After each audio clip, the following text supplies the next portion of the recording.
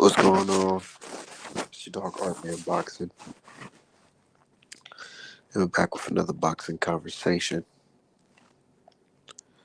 Yeah, we talking about Terrence Crawford versus Spence Jr.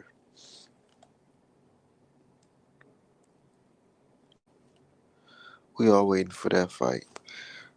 I'm actually waiting for my dude D Hive to come in here so we can chop it up. Talk some boxing real quick. Hold on.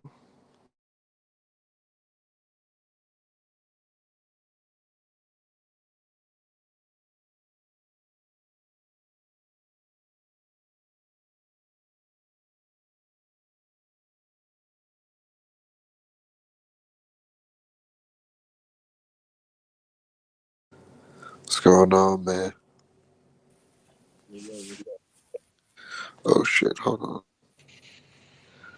Damn, could you hear? Can you hear me? Yeah, Okay. So, man, what you think? You think it's next? I don't know. I don't know. A lot of stuff can go south.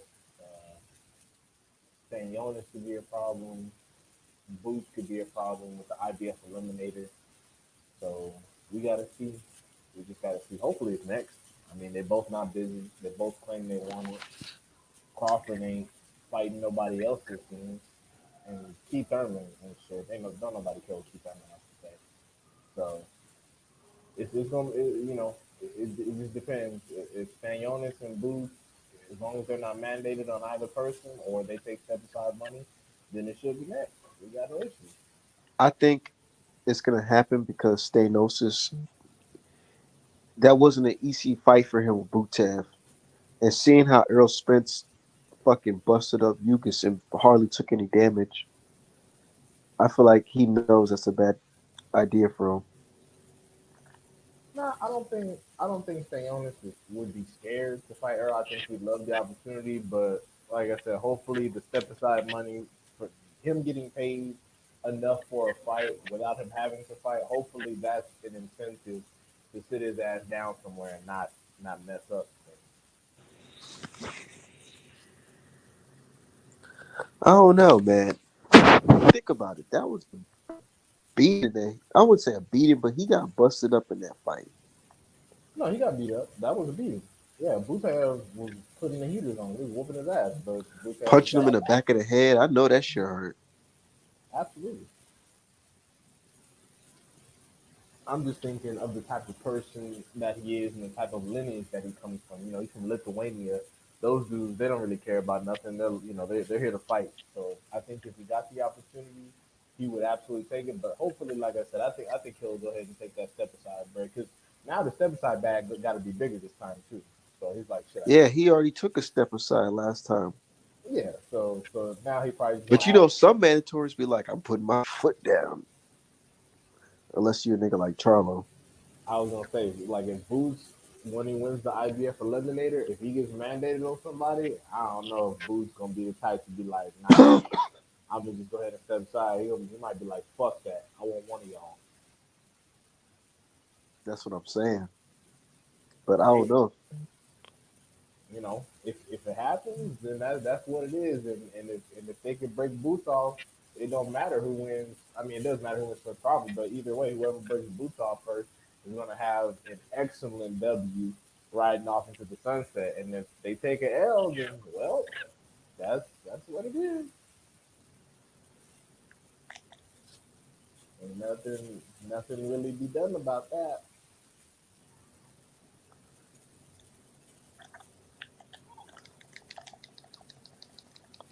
I don't know, man. I got I don't know. I feel like it's gonna happen though because Steven Espinosa. I feel like they're just confident in like Showtime and what they're about to present this year. So I don't know, man. Crawford, he been real quiet. It's not like he's been saying that's who you want. He don't want to take nobody else. So it's like, where do we go from here? Well, hopefully his silence means he's been in Los Angeles negotiating a fucking deal and not crying about money or whatever the fuck he's going to do there. Hopefully that means he's actually been going with his attorneys or with Bomac, distancing himself from MTK and actually going to Los Angeles to change over his representation and make the fight happen because he's the one that has a list of demands and terms and all that nonsense. So hopefully they can just go ahead and negotiate. So hopefully that's what's been happening. I hope to God that they've been cooking the fight up while we like while other people been bullshitting around. So Did you watch the epilogue? Spence Ugas? Yeah, No, I didn't. man. There's a part, even though it was good, nice, and what I'm saying, nice visuals or whatever. My main focus is what Derek James said to him after the fight in his ear. He said, "Okay, that's cool, but we got to get back to work. You can't lose focus. Let's get back to work." Next thing you know, Errol Spence and them back in the gym right now. Yeah, that was a good performance, but like I said, they got to tighten that up. They got to tighten that up. And I meant what I put on Twitter. He can't get away with half of that shit with Crawford. So they definitely got to get back to the lab. What do you think, man? Because I feel like Spence is good. And he's real good, but it's like something is telling me, like, man, sometimes it's like I can see the ring rust just a little bit. Like that whole spitting out the mouthpiece thing. I That don't, was like, jeez, man. I don't think that's ring rust per se. I think that's because he knew what he was in there with. He in there with Ugas. What the fuck was Ugas gonna do? Only people who hated Spence really picked Ugas to do anything. Ugas couldn't do shit. And then after a few rounds, Spence knew it. That's why when Spence ate that shot, he got off because it was mostly him being off balance. That's why when he ate that shot, he was like, "Oh shit, he actually hit me with something." Because I Ugas ain't. mean, now that's why I want you to go watch that epilogue because that epilogue, man, you can hit that. You can see the camera angle. He hit that nigga with a clean right hand to the face. He did, but Spence ate it, and it was He mostly showed you. yeah, it was mostly because Spence was unprepared and he was off and he was caught off balance trying to in the process of turning around. Because you notice that whenever Ugas tried to land the right hand during the course of the fight, Errol Spence he would just catch it. He was just catching on his gloves because you could see it coming from a mile away. He's like, okay, black, right hook, black, straight right, black. He was catching it. So but yeah, no, Derek Green's right. They got to tighten up. They got to tighten a lot of that stuff up. They got to tighten up the footwork. They got to tighten up the reaching over your toes and stuff. Because like I said, those kind of uppercuts that Ugas was trying to land, Crawford's not gonna miss those. I, you know, that was a good fight, but I kind of wish that Errol Spence would have fought somebody like Thurman instead of Yugas first. Wait, what the fuck? Hold up. I'm sorry. I'm looking at the rankings right now. For the WBC, Virgil Ortiz Jr. is number one. That makes sense. Guess who number two and three are above Jerron Ennis? Who David Avanesian and Keith fucking Thurman. they about to make David Navanisha versus Keith? How in the hell did Keith Thurman ascend to number three? Because he's Keith Thurman. Man, No, but I was saying I'd rather see that first because Yugas, I don't know, he wasn't throwing no punches back like that. damn. So you want Spence to fight Thurman before Bud? No, no, no. I'm saying like if that was the fight before that just happened. Yeah, well, yeah. I think this version of Errol Spence would have mopped Keith ass pretty bad. But that's just me. He probably would have folded Keith to the body. Because the thing is, because with Ugas, at least Ugas had enough sense to bring his elbows down, but those body shots slowed his feet up. With Keith Thurman's soft ass, man, he would have hit him to the liver and had him taking a knee. Yeah, I don't know. Keith Thurman would have hit that shit and probably got. I don't know, but I want to see Keith Thurman back in action. Who should he fight next? Boots, Boots? yes. I mean, Boots got his Clayton problems in front of him. You're playing as a dead man, and you already know that. So let's just move on. Because the thing is, look. If Boots becomes mandatory for the IBF and he needs like a real test because the champions need to fight, who else is better than Keith Thurman? Because what? Danny Garcia he smokes Danny. Fuck, Mikey Garcia smokes Mikey. Conor Ben smokes Conor Ben. Michael Fox, Jamal James smokes both of those dudes. Cody Crowley smokes like there's nobody else. Virgil Ortiz Jr. smokes his ass too, but it's been he might not even he can't even survive making weight in the division, so we don't even know. Mm, I don't know. What you think about Boots versus Clayton? How does that go? Stoppage within six, Clayton shit. Clayton is like, I mean, he's undefeated. Some people say he beat Lipinets, but people say Lipinets ain't shit. I watched a few of his fights. You know, has reasonably decent power, a good jab, but he doesn't do anything good enough for to disturb Jerron Booth. Like he doesn't do anything good enough to disrupt his rhythm. Like once Jerron there starts landing the jab at will, putting punches together, he's just gonna fold like everybody else. Now, I was talking to Julius earlier, and I said, "What if this is the fight that takes away Boots' mystique as an untouchable fighter? Like, what if Clayton hit him with crack him with some shit? Not saying he win, but you know, every once in a while, somebody a fighter will get hit with some shit, and it's like, oh shit, if this fighter would have hit you with it, you'd have been knocked. What if he gets his own Devin Haney Linares moment? That's good. I mean, he's what 24, 25, and he's already had 30 fights. That's good. That's a sign that his competition is increasing. And well, first of all, Boots isn't even seen as untouchable. A lot of people got Spence and Crawford easily mopping him terribly. They got Crawford I mean, stopped. some people saying it's the other way around. I know some people say that. I think that what I always say is that Boots versus either one of the champs right now is 50-50. And some people don't like hearing that, but it's the truth. So, and I'm not saying that neither champion is ducking Boots, but I do think he gives them both problems. And even if he were to take an L by either one of them, but either anybody who fights Boots is losing something. Salute G5 gave, and I don't care if it's Bud, I don't care if it's Spence, something's getting taken out of you. And I think everybody knows that, which is why when you mention his name, people get kind of upset because it's the truth.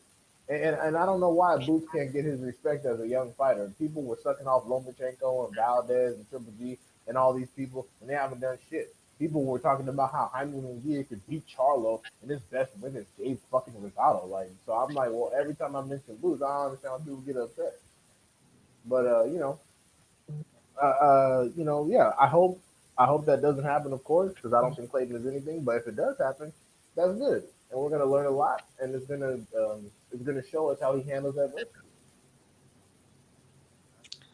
Bro, I can't believe motherfuckers call Boots overrated while guys like Ben and Ortiz walking around ducking David Avenesian. Jaime Munguia, Connor, Ben, Virgil Ortiz Jr., and we haven't heard a peep out of Virgil's camp because this is what happens when you duck. You almost die fighting a nobody with two knockouts. And y'all want to call Boots overrated? You talking about how people always say, "Oh, well, his best wins are former 140 champions." Who the fuck are Virgil Ortiz Jr.'s best wins? What Hooker? He's a former 140 champ, bro. Like, so just if you want to say that Boots has, if you want to talk about how he hasn't earned the hype, okay, whatever, sure. But you start talking that overrated part, I'm like, okay, well then let him see somebody, let him see someone you like, let him fight somebody you like. Oh well, nah, see what happened is if he get in there and get whooped, ain't nobody gonna get no credit. Nah, nigga, fuck that. If he isn't shit, let somebody you care about fight him. Oh, we'll see, all that battling shit. And Porter was the first one to openly state, "I will not be fighting Boots." He literally, that's like whenever his comment about Boots came up, that was the first thing he said. "I will not be fighting that young man, not at all. No, not unless I have to. Hell no." He said, "No, son, no, not me." Yeah, he said, "Hell no, I am not fighting that young man. You are not about to sit here and have me get sacrificed to that crazy. No." What's up, What's Julius? up, guys? What's up, man? How y'all feeling? I'm good. I'm good. Feeling good. Yeah, man. I hear what y'all talking about, man. And I'm gonna tell you something, man. I think Boots, as soon as Earl and Bud fights, I kind of see a two fight thing with that situation. And y'all hear me out on this one. Tell me what y'all think. But the first fight I think should be for the undisputed championship. And then after that, they can vacate a title or two. You know what I'm saying? And then I think that Boots and Stanionis or Boots and Keith Thurman or Boots and whoever should be the next fight. That's how I see it because the undisputed champion is good, but then once you become undisputed, then it starts to stranglehold the division because you can't defend the belt but one time. You know what I'm saying? Once. And so a lot of people are not going to just be fighting each other. So you're going to be holding up the division just being that one champion, which is cool. It's cool initially, but then spread it out. You know what I'm saying? And that's how I think it should be at 47 and at 54. And that way, when Earl Spence moves up to 54, he can jump right into a title fight with whoever. You know what I'm saying? Or Bud, whoever. That's a good idea, but I can tell you right now, especially when it comes to Spence and Crawford, the loser of the first undisputed fight is not going to want that to happen. They're going to want the opportunity to be undisputed themselves. Whoever loses, you know what I'm saying? Yeah, but they ain't gonna be in. They can't. Decide how that go because I'm gonna tell you something, bro. Whoever win is not paying full sanctioning fees. That's facts. Plus, step aside bread. Yeah. Plus, step aside again for Stanionis because Stanionis, hey, they smart. I would accept the step aside fee plus a fight because you think about it, man. I mean, step aside fee has always happened in boxing to allow big fights. I would accept a step aside and a chance to fight on the card. You know what I'm saying? I don't see enough of that. Like the next opponent fight on the main card to sell the next fight. They kind of done got away from that. I would like to see more of that. So That's I would like to see Boots on the Spence Bud card. you I know that honestly would. you know Or that and Stanionis. I would like to see both of them in separate fights or fighting each other on that card. I was gonna say Boost should get a chance to fight Stanionis for that regular. But you know what they be doing, Julius. They be young. They don't know the business. They get their first taste of a lot of money. They be buying cars, getting women pregnant. They be going off. So they don't be thinking like that. Like, oh, I should get another fight in on the undercard so I can have pay per view sales and negotiate. They're not thinking ahead. They're like, oh, I just got this step aside bag that's double my last fight. Oh yeah, I'm gonna go You, buy a house and fuck some hoes and all that. me and Art Man talked about this earlier today. The best way to stay sharp is to take fights. And even if the fights are against bums, it's cool to stay busy because if okay, Boots getting this fight right here, which is a title eliminator, I think, for Yeah, somebody. for the IBF. IBF. Okay. So he wins this. Then if he could come right back in a month or two against whoever, if they line him up with a guy that's 10 and 15, who cares? Go in, fight. And the reason I say that is because I've been around long enough to see in boxing guys do this to stay sharp. I know that James Toney, before a big fight like with Roy Jones or Iran Barkley, whoever, would take a fight against a guy that can't fight just to stay busy. Even if you the champion, you could take a non-title fight to stay busy because you Sugar Ray want to Robinson be, used to do that. yeah. Julio Cesar Chavez did that a lot because man, that's how you go into the big fight fighting your best. You want to be sharp. Now that Spence got this out of the way, he's ready for Terrence Crawford. He's ready for him. And Boots should do this so that he could be ready for Stanionis or be ready for whoever after that. They're not gonna fight. Stankonia and them. They're not gonna fight. They're not gonna fight Boo. Well, they the mandatory with who? Uh, uh, Stanionis is the WBA regular, so he's the mentor of the WBA. Okay. Duran, and this is not yet a mandatory, but after the IBF thing, he will be. Okay. Who's the WBC? See, that it's so many in the Virgil Ortiz, WBO. Virgil Ortiz Jr. is the number one mandatory Well, he should lose that. in the WBC. Yeah, He should lose that because whenever you can't make weight and you almost die, you should be stripped of everything from that weight class because you can't make it. right. And the thing is, he has impressed either champion. He's been running his mouth talking all this good shit. Because let me tell you, Virgil Ortiz fan base is bigger than a lot of people think, and a lot of people call me crazy when I said that a lot of Virgil's fans think he beats Spence right now until that bad boxing tape post came up, and a lot of the usual suspects backed that up. And I'm like, see what I tell you?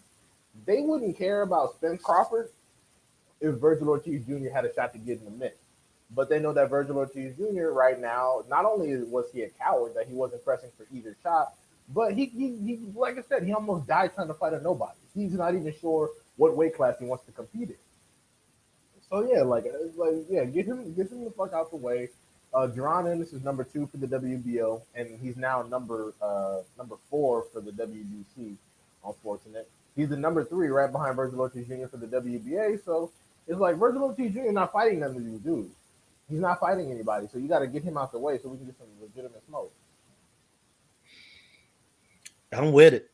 Hey, some guy named Dirk trying to get you to drop the link. Art. Oh, well, oh yeah, I like Dirk. Dirk is hilarious. But whenever I get around to it, Yeah, but I definitely agree. He's taking up space in the rankings, and we can't get any boxing in because he's over here. They're deciding what they want to do with him, and in a minute they're about to put him in the same career path as Jaime Munguia. What is he man, another guy don't want to fight nobody, man. Yeah, And I blame Oscar De La Hoya, and that's why people were giving him so much credit.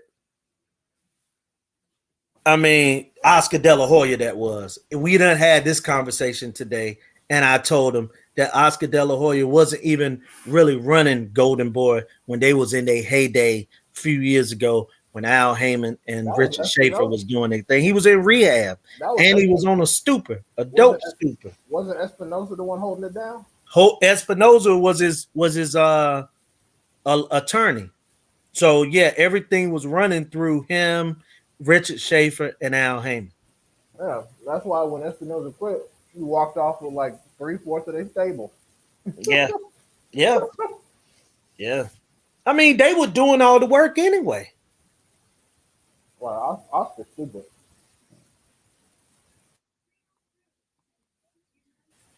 Oscar's stupid as hell. Yeah, definitely. You got Rashidi Cozy. Whoever wins Spence Bud should immediately vacate if it's close, move up to 54 to run the rematch. Hey, that can happen too. I'm for that. I don't, once you fight for the undisputed, to me, you the champion. So if you vacate 3 other titles and just fight for one or whatever, at that point, to me, you're the champion. That's a good idea, the 154 thing. But I don't know what the Charlos are gonna. I don't know what the Charlos are gonna do because Jamal is bullshitting, and Jamal has never said that he's moving up to middleweight. I don't think I've never heard him talk about it. If Jamal go up to 68, I think Jamal will go to 60. I mean, well, they both need to hurry up and figure it out because, especially Jamal. Y'all think? Oh, Josh Taylor ain't doing shit at 147. That's why he's reconsidering going up there because Catterall put hands on Josh Taylor. Oh man, I remember people said I didn't know boxing for saying that Josh Taylor not gonna make no noise at welterweight. Now look at you. Now He ain't gonna make too much more noise at 40. Yeah, he's gonna get some mandatories he's not gonna like. And you notice they matched the guy I was talking about, the Dominican or the Puerto Rican dude, Alberto Pollo. Josh Taylor gonna vacate that belt. I'm Yeah, thinking. I'm and thinking. yeah, for that's the WBA, I believe. Yeah, He been the mandatory for that title for a minute too. Alberto Puello would beat his ass. Yeah, He'll be Alberto Puello would get in there and beat the shit out of Josh Taylor. He will not be fighting that man. and I bet. and also, Cozy, I agree. Once you win the undisputed, I mean, like you say, you can't recapture that moment if you going back into another fight. And just because Earl or Bud would want to fight for all the marbles, you don't hold any stock in nothing no more. No matter what you think, you automatically turn into the B side as far as titles go. So if a guy say, "Man, I'm not paying for sanctioning fees," you know what I'm saying, and to me, that's why I ain't as into all that stuff with the titles. You know what I'm saying? Because it's just a money thing. It's a money scam at that point. You know what I'm saying? And that's just like what I have been saying about with Devin Haney is that I want to see Devin get the undisputed, but at what cost? Because these people had done all this stuff to him, um, and he win the undisputed, and he become undisputed champion, and then he got to pay these people that don't care nothing about him. You know what I'm saying? That have pretty much said he wasn't the champion, and had recognized other people as champions, but still was taking his sanctioning fee. So Right. And nah, then and then on top of that, vacate what I would say. and then on top of that, if you even get undisputed the first time, you got to sit there and fight for the shit three more times. I mean, well, two more times. Right? Yeah, it ain't worth it, man. I say if I don't know the specific contract language they had with Top Rank. I don't know because I don't know what weight the third fight that's offered at Top Rank, if it's mandatory that's at 135. Because I'm saying if it's not mandatory and they haven't selected a weight class, I'll say fucking vacate and then make Lomachenko's bitch ass come up to 140 if he really wants to fight. Well, look, I'm gonna tell you a scenario that I'm down with. Shakur Stevenson, after he beats Oscar Valdez, is available to fight for the undisputed championship at the end of the year at 135 against Devin Haney. And that's something that I don't know why no one has talked about. But to me, that's a fight. That's a fight right there. Yeah, And Shakur is physically big enough to come up and fight um Devin Haney at 35. I personally think that that's a very winnable fight for Shakur because of the skills he got. And it's another situation where you got two young black fighters fighting each other in their prime for all the marbles. Look, man, we don't have to wait for a Bud and a Earl at 32 and 35. I done seen enough big fights where, man, both guys are barely legal to drink. Like I'm so out with the era of waiting to guys get almost 30 or 35 before we start having them in big fights. No, I want to see Shakur and Devin Haney this year after he disposed of Oscar Valdez and Cambosos. I want to see those guys fight. Why not? that's a good fight. I would definitely prefer that to Lomachenko, but you already know they're gonna try to put Lomachenko ass in there. What that's the thing about Lomachenko is that it's bad PR for them guys to fight. That's why they haven't fought. I mean, and you can look at other sports like tennis and gymnastics and things like that. Like athletes from the Ukraine and Russia have pretty much, unless they recognize themselves from other countries, haven't been fighting. They haven't been, doing any athletic thing. So, you know, and especially if things start going continuously go bad there, man, I don't know if he'll fight this year. And you know that Lomachenko is gonna try to hold off from being a sacrifice to Shakur Stevenson for as long as he can, because Right. you already know that was the end game for his career, for him to get all the belts, and then Shakur Stevenson come up there and then have Top Rank sacrifice Lomachenko to Shakur Stevenson, and then Shakur Stevenson will be the king. That's how it's all supposed to work. now in light of the Bud lawsuit. Because originally, Score Stevenson wasn't even going to get to fight Valdez. But now that the Bud lawsuit has made Top Rank look horrible enough, now all of a sudden people are getting the proper exposure. So that was the end goal for Lomachenko's career anyway, which is probably why they're banking on him to break Devin off. Right. Well, I mean, I feel you. I'm talking about for me, I want to see those two guys fight. And I don't think in the Lomachenko part, I don't know who pushed for that. I don't know if that was Devin or if because look, man, I ain't nothing gonna surprise or shock me with Bill Haney practices, bro. So you know what I'm saying? I don't think that nobody pushed for Lomachenko except Top Rank and the general public. Well, I hope that's what it was, but I'm just talking about. Because if you remember, everyone was like, Kambosos should fight Lomachenko instead. You remember that, right? Like everybody was like, "Oh, Kambosos should fight Lomachenko instead because he's clearly better." So that's them writing off the public, the racist public perception. I don't think that Devin Haney personally picked Lomachenko because I know I wouldn't, especially after all the nonsense he put me through. I wouldn't be giving him no shot. Yeah, I agree. The next fight should be Shakur Stevenson or Tank. That's how I've always felt. Yeah, and it's gonna probably be Shakur over Tank at this point, man. Yeah, because it's a top rank situation, and Tank don't seem like he really wants any smoke. So I mean, and Tank gonna be fighting with Al Heyman, right. That's all there is to it. Hopefully, at some point, Tank can make his mind up on what the fuck he wants to do over there. Yeah, we'll see. What's up, Dirk? What up? Long time no see. Yeah, for real, man. Good. Hey, so what we talking about?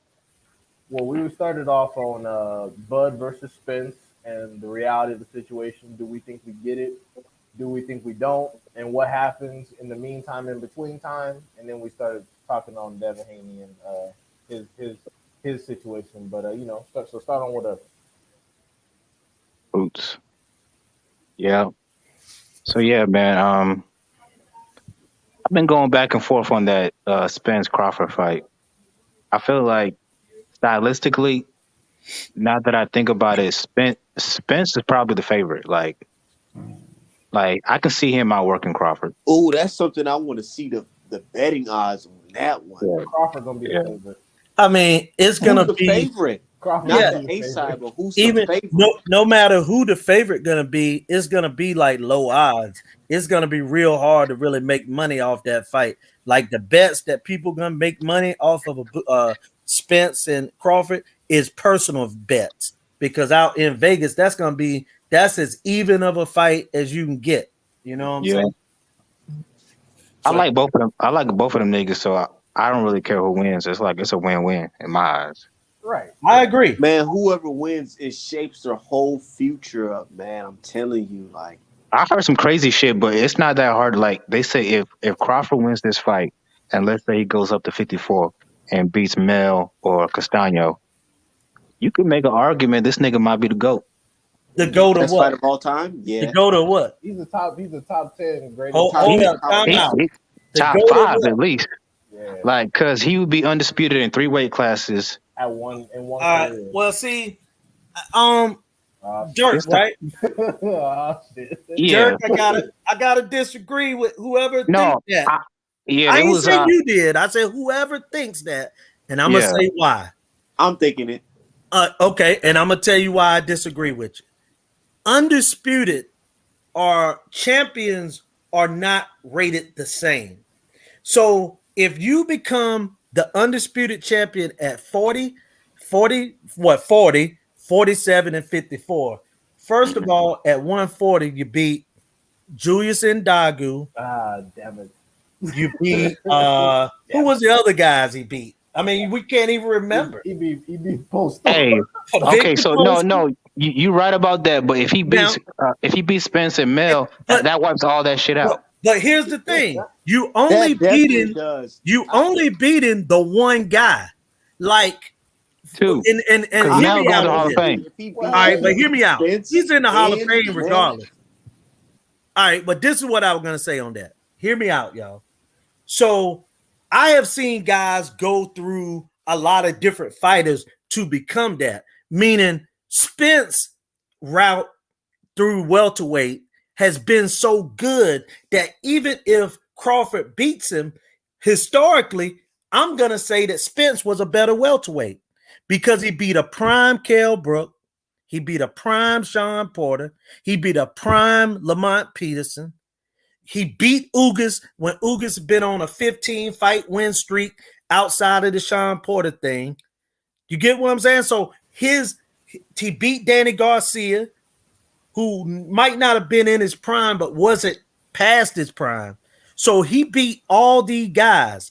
Terrence Crawford beat Green Beans. Man, come on now. See, look, No, I'm just talking about. No, I'm just talking about at welterweight. I'm just talking about at welterweight. That's all yeah. I'm talking about. All No, I'm talking about is at welterweight. but you're leaving something not important though. No, I'm The just saying. politics. All I'm talking about is at welterweight. He won the title beating Jeff Horn. All I'm saying is that historically, even if he wins this fight against Spence, Spence is the better welterweight. Okay. Because look, just because you beat a guy don't make you the guy. And I'll tell you why. Vernon Forrest lost to Mayorga, right?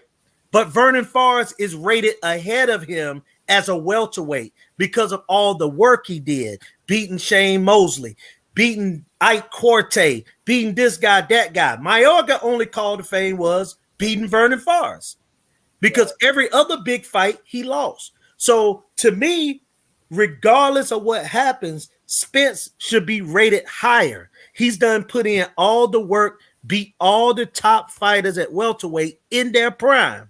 So what else can he do? It's only now it's coming down to one fight. That's why they don't judge boxing the way that they judge other sports, like if on wins and losses in the conference. And that's, you know what I'm saying? Boxing is totally different. I understand. Can I respond to that? Yeah, go ahead. Okay.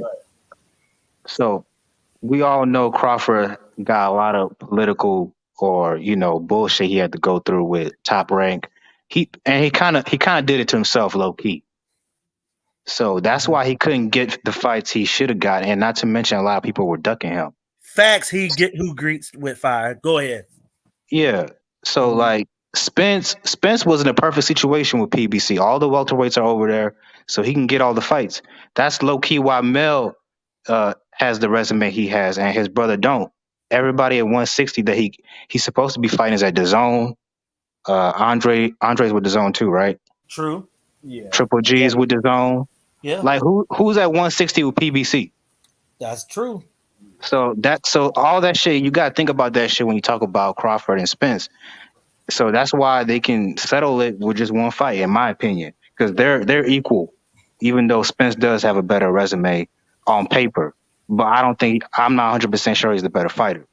I didn't say he was a better fighter. I agree with Burks, man. Julius, I think that's probably the only time I disagree with you. I think Crawford beating Spence and beating Mel will definitely put him in there as one of the best of all time. See, but this is this is why I ain't gonna say it's no, the best. I didn't say he wouldn't be one of the best. That puts him up but there it was said this is why no, he would say that he would be a top 5. I said a top 10 all-time great. That's why. Yeah. No, it's not that. I don't think so. I say it. Okay. Okay. The thing is, I understand what Julius is saying because don't get me wrong, Julius. I've thought about this too, and it does make me angry that Crawford can just sit around and slide in on Undisputed in 2 divisions with just 1 fight per division. It does make me mad. But the reality of the situation is that we're talking about the level of competition he beat and the career accolades. Unfortunately, based on how we're looking at things objectively, at welterweight, for sure, Spence all day. But all-time great status, if he goes to 147, clips those guys, clips Spence and goes to 154 and clips Charlo in that order, there ain't much we can say to the contrary. Well, in my opinion, I have seen people have a better run than that. For sure. I seen, and we don't consider Felix Trinidad a top 10 of all time, do we? Well, let me tell you who he beat all in their prime. He beat Pernell Whitaker, Oscar De La Hoya, David Reed, And then he moved all the way up to 160, knocked out William Joppy, longtime champion. Da da da da da. But all I'm saying is he won like 4 or 5 super fights. And then he Facts. lost to Bernard Hopkins, and no one talks about him as the greatest. So, but let's say Bud beats Spence, and then let's say he beat Charlo, but then he fight, let's say Lubin or whoever, and he gets knocked out. Is he still an all-time top 10? But isn't Tito Trinidad considered a top 10 all-time great? No. He's considered a top 10 all-time welterweight. Okay. You see what I'm saying? All right. And to me, when you start talking about an all-time great, bro, to me now, it ain't the only criteria because everybody got their own. But mine is you have to beat enough guys. You can't just beat one guy or two guys. You're going to have to beat 5 and 7 because think about this, man. You got guys, and Bud is 35 years old, right? Or he'll be 35 soon. Yeah, he's 34 right now. So you have had guys 34, 35. By that time, man, they had done fought 10 Hall of Famers. Like, as great as Bud is, and he might go in there and knock Earl Spence out. Who has he beat that's going to the Hall of Fame?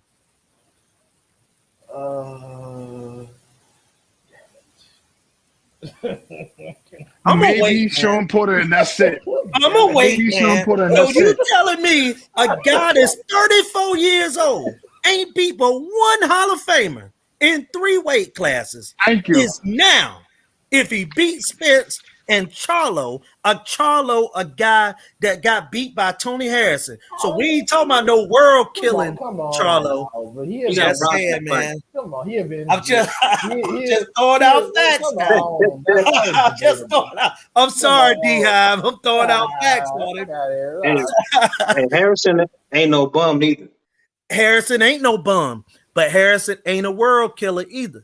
He ain't a bum and he ain't a world killer. He's not an all-timer for sure. That's for He sure. definitely not that. So all I'm saying is a guy that's 34 years old. Y'all telling me if he beat Earl Spence and Charlo, he ain't beat but one borderline Hall of Famer. Sean Porter ain't even a show enough Hall of Famer, a borderline Hall of Famer. No. Now, if he beat one guy that's surely going to the Hall of Fame in Spence and another borderline guy in Charlo, you mean 2 borderline wins, borderline Hall of Famer wins, and 1 Hall of Famer wins, and he a top 10 of all time. Charlo not borderline. He in there. If Charlo go undisputed, he's going to Hall of Fame. Based on what win? It's niggas out here wait. It's for undisputed, so you got a point there. Okay. And then, brother, you gotta understand this is our era. This is who we have. I'm not saying that. I got that. I know that the era's not full of killers, but I'm just saying, even in this era, Charlo has fought good opposition. He hasn't fought great opposition, is all I'm saying. Yeah, I would make the thing. It ain't like I could say, well, he beat Boo Boo, and then after beating Boo Boo, he beat this guy, and then he beat that guy. Like, and then not only did Tony Harrison lose, he could have lost this fight against Castillo the first time. Oh, that's a fact. Look, yo, this is Cozy, by the way. What's up, everybody? What's good, Cozy? Yo, man, look, man. I'm not even gonna lie to you. I think that if Errol Spence went up to 154 and beat Charlo, he would have a better case for what you're talking about, top 10. Factual. Really, if you think about the names, and this is no disrespect to none of these names, but like Julius was saying, Ndongo, bro, like, come on, at 135, who he beat for the belt? Like, it was Ricky Burns. Ricky Burns, like, come on, where he at now, man? Ricky Burns at a pub somewhere in England, like, guzzling down. Yo, come on, man. We got to stop, bro. Hey, you didn't hear me defend the 140 run. You didn't hear me defend that at all. All I'm saying is that based on the objective qualifications for the Hall of Fame and for certified all-time great status, when you consider going from 135 to 154, the case is going to look ready-made. I'm not saying that there's no holes in the case. Give me a minute. I hear that. No, listen. I'm not. Listen, I agree with you. If he does 3 undisputeds, it's like, all right, he's an old timer, 100%. But top 10, bro, you got to think about the names of like the people that's in the top 10. Let's even just look at Floyd Mayweather, who's just an era removed, bro, and all the names he got on his resume. Does Bud come close to that if he beats just Spence, Charlo, and Porter? That's his top 3 wins. If I go through Mayweather's, it's Canelo, it's Cotto. I mean, it's just like I'm just running through De La Hoya. It's like it's not comparable, bro. We'll keep it a buck. And not just that, but we're talking about at the same age. Let's go back to when Floyd was 34. Like anybody, Right. by the time people are 34 years old, bro, this ain't got nothing to do with eras. This is just what it is. These guys have already fought 4 and 5 and 6 guys that are going to the Hall of Fame. Like Bud is my man. I like him, but I gotta be honest, bro. His resume is garbage. It's garbage, man. It's garbage. It's straight garbage. The dude can fight his butt off, but he got a garbage resume.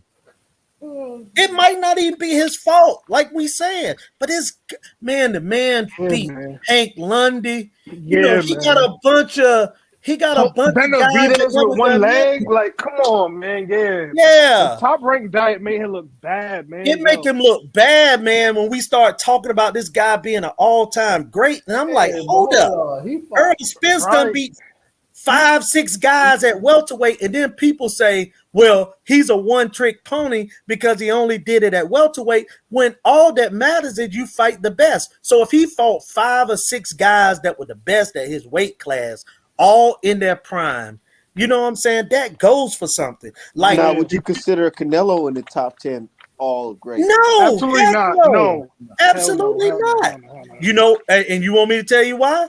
He definitely might be an all-time top 10 Mexican fighter of all time, which that means something. Like people want to, you know what I'm saying? They want to, I'm not going to poo-poo that. That's real big. He a top 10 fighter from Mexico, and as big as Mexico, you know what I'm saying, is in the sport of boxing, that's huge, man. If you a top 10 Black American fighter, that's bigger than being top 10. Yeah, I was about to say that's fighter. better. So to me, that's something. If Bud can hit that, then we own to something. But he won't hit that, man, because we are prisoners of the moment. That's a fact. So when we start talking about the 10 greatest of anything, bro, I'm just saying Floyd Mayweather beat 20 some odd champions, right? And I can go back to his 130 and 35 reign, right? That was better than anything Bud has done his whole career. And Bud is almost 35. Like most boxers are retired. Like what happens if Earl Spence beat him up, swell his eye up, the man never fight again? Is Bud even a Hall of Famer? Well, the same. Yeah, he's a Hall of Famer. He's gonna be a Hall of Famer only because of titles that he won, and that's just the way it goes. But the same thing also go applies, ahead. But like I was saying, the same thing also applies. Like Cozy said, I agree. The same thing applies to Errol Spence. If he were to get this, clip Bud, and then go to 154 and whoop Charlo ass, it's the same argument to me that it's top 10 all time great. Either at welterweight, at welterweight, you know, or just I mean, shit. I think. Who are we ranking top 10 all time great like in general then? Bro, when we start talking about the top 10 that ever lived, you start talking about guys like Roy Jones. Right. You start talking about guys like Floyd Mayweather. You start talking about maybe Pernell Whitaker. I said maybe. So that lets you know how deep the list is. Guys like Ezra Charles. You know what I'm saying? Julius, quick question. Are you going for the top 10 based off talent, or are you going off the record? Is it like a combination? How are you doing it? It's a combination of everything. You got to have the talent plus the wins plus a lot. Because look, guys like James Toney won't even get there, right? He won't even be one of the top 10 greatest. But this dude won belts against Hall of Famers 30 and 40 pounds over his weight class. That's a fact. He made Holyfield quit. And look, not just that, he did this in his mid to late 30s. Yeah. Doing a horrible lifestyle too. Like, bro was With a not taking horrible He boxing lifestyle. was drinking, smoking seriously at all. cigars, Exactly. fucking Word. Cigars, hoes. Doing it drinking, all, man. That's the same thing with Roberto womanizing. Duran. That's the same thing with Roberto And Duran. Roberto You know Duran's what I mean? another guy, man. It was just like Joe Louis. Joe Louis was bragging about smoking cigars, getting drunk, fucking white women. It was crazy. Right. And, That's a fact. and he had over 25 defenses. So that's what I'm saying, man. When we start talking about the top 10, like that's just like with baseball. I like to talk baseball with whoever. You get what I'm saying? And Mhm. we could talk with the best of them. But when you start talking about top 10, it's so many categories that you better off just making it a category unless we talking about somebody that we can't deny is one of the greatest ever. Like instead of saying this guy's one of the top 10 ever, we start saying, well, he's one of the top 10 hitters of all time. You get what I'm saying? Right. Yeah. Yeah. So I would say Bud Crawford is one of the top 10 switch hitting fighters, stuff like that. I will say this though, and I'm not saying Bud has, I guess, as deep of a resume as Canelo, but if either Earl or Bud, get that win and then get a Charlo win, to me that's a better win than any Canelo win got, any single individual one. Because when you really look at it, you know what I mean? Yeah, you got to think about it. Like his record is real thin, like with the names, because it's old Cotto. Right. It's like Right. Triple G, which is real controversial. Yeah, all his Right. major wins with people Hey, of that caliber you know- are extremely controversial. Yeah. The Triple G people ain't gonna like you saying that. They think he's The Jesus. Well, The Triple yeah. G's another guy. And his three fans. Triple G is like this. Triple G and Bud career is kind of parallel because they both are gonna get to the Hall of Fame based upon accomplishments of defenses, or in Bud case, winning an undisputed title at 40, and you know what I'm saying, and all that stuff. You know what I'm saying? Just the defenses are gonna get them guys in, not the major wins, because neither one of them got major wins. And like we said, I asked the question, what Hall of Famer has Bud beat? And we only came up with a borderline. That was Sean Porter. So, and that ain't no prime Sean Porter either now. Nah, that's a we already retired Sean Porter. You know what I'm saying? That's Yeah, what so for. He allegedly coming back, so we don't know. Oh God. Allegedly, that's what yeah, I heard. well, hey. I knew because he watched that goddamn fight with Ugas and them, and he probably thought like, "Damn, man, I did way better than Ugas ass." I got some bills due. Nah, that's not what happened. That's not what happened. He was thinking but Ugas beat you too, though. He saw how Earl put the beaters on fucking Ugas. He's like, damn, I was really in there letting Ugas manhandle my shit like that. Earl handled his ass like nothing. I'm gonna tell y'all what I think it is. I think that he has a contract with his father to be in his managerial team, and that contract ends. He gonna want to come back and get him some more checks. It's all about the checks, bro. It's all about the checks, man. I heard he Hopefully he fight Boots.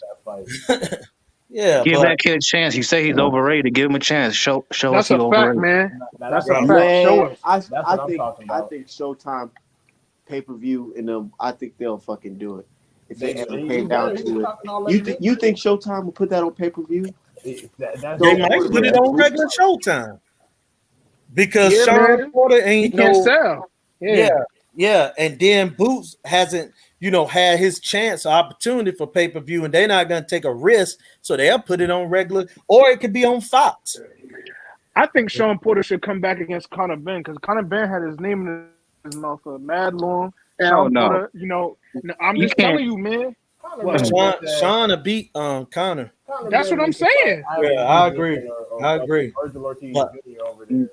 But So we gonna give the UK nigga. Let's say there's a chance he does beat Sean. We're gonna give him an opportunity over our own homegrown Bro, American no, talent. Sean no, Porter heck already no. lost to a UK nigga, bro. He already lost to Kell Brook. You gotta remember that. He gotta Yeah. get ahead and Kell get Brook that was get back. somebody, though. That's what you gotta do. Go back Hey, over there and get your get back, man. hold up, Fight Dog. I ain't trying to. I won't dissing Tony Harrison, bro. I was just stating the fact that Tony Harrison is a good fighter, not a great fighter, and he beat Charlo. That's all I was saying when we try to make. Let's not make too much out of a guy dispatching Charlo, because it's gonna happen.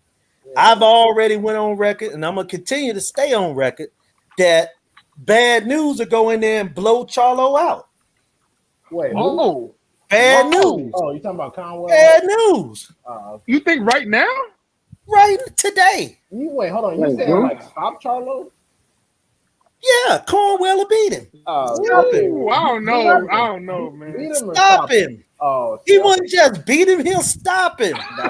Who we talking about? I don't know. Yeah, I don't know. Conwell. He'll have him I don't know, getting man. out his mouthpiece and everything. He'll stop him.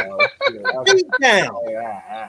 Beat down. All right, hold Hey, on. Hold man, on. one thing Charlo do got is a chin. Beat down. It's too early. It's too early, Hold on. man. Y'all be talking about this Conwell nigga. I've never, besides the Patrick Day fight, I've never seen this nigga fight for real. I Brutal only guy. seen him fight like twice. He's brutal. Yeah, like He's a good. brutal guy. He's really good.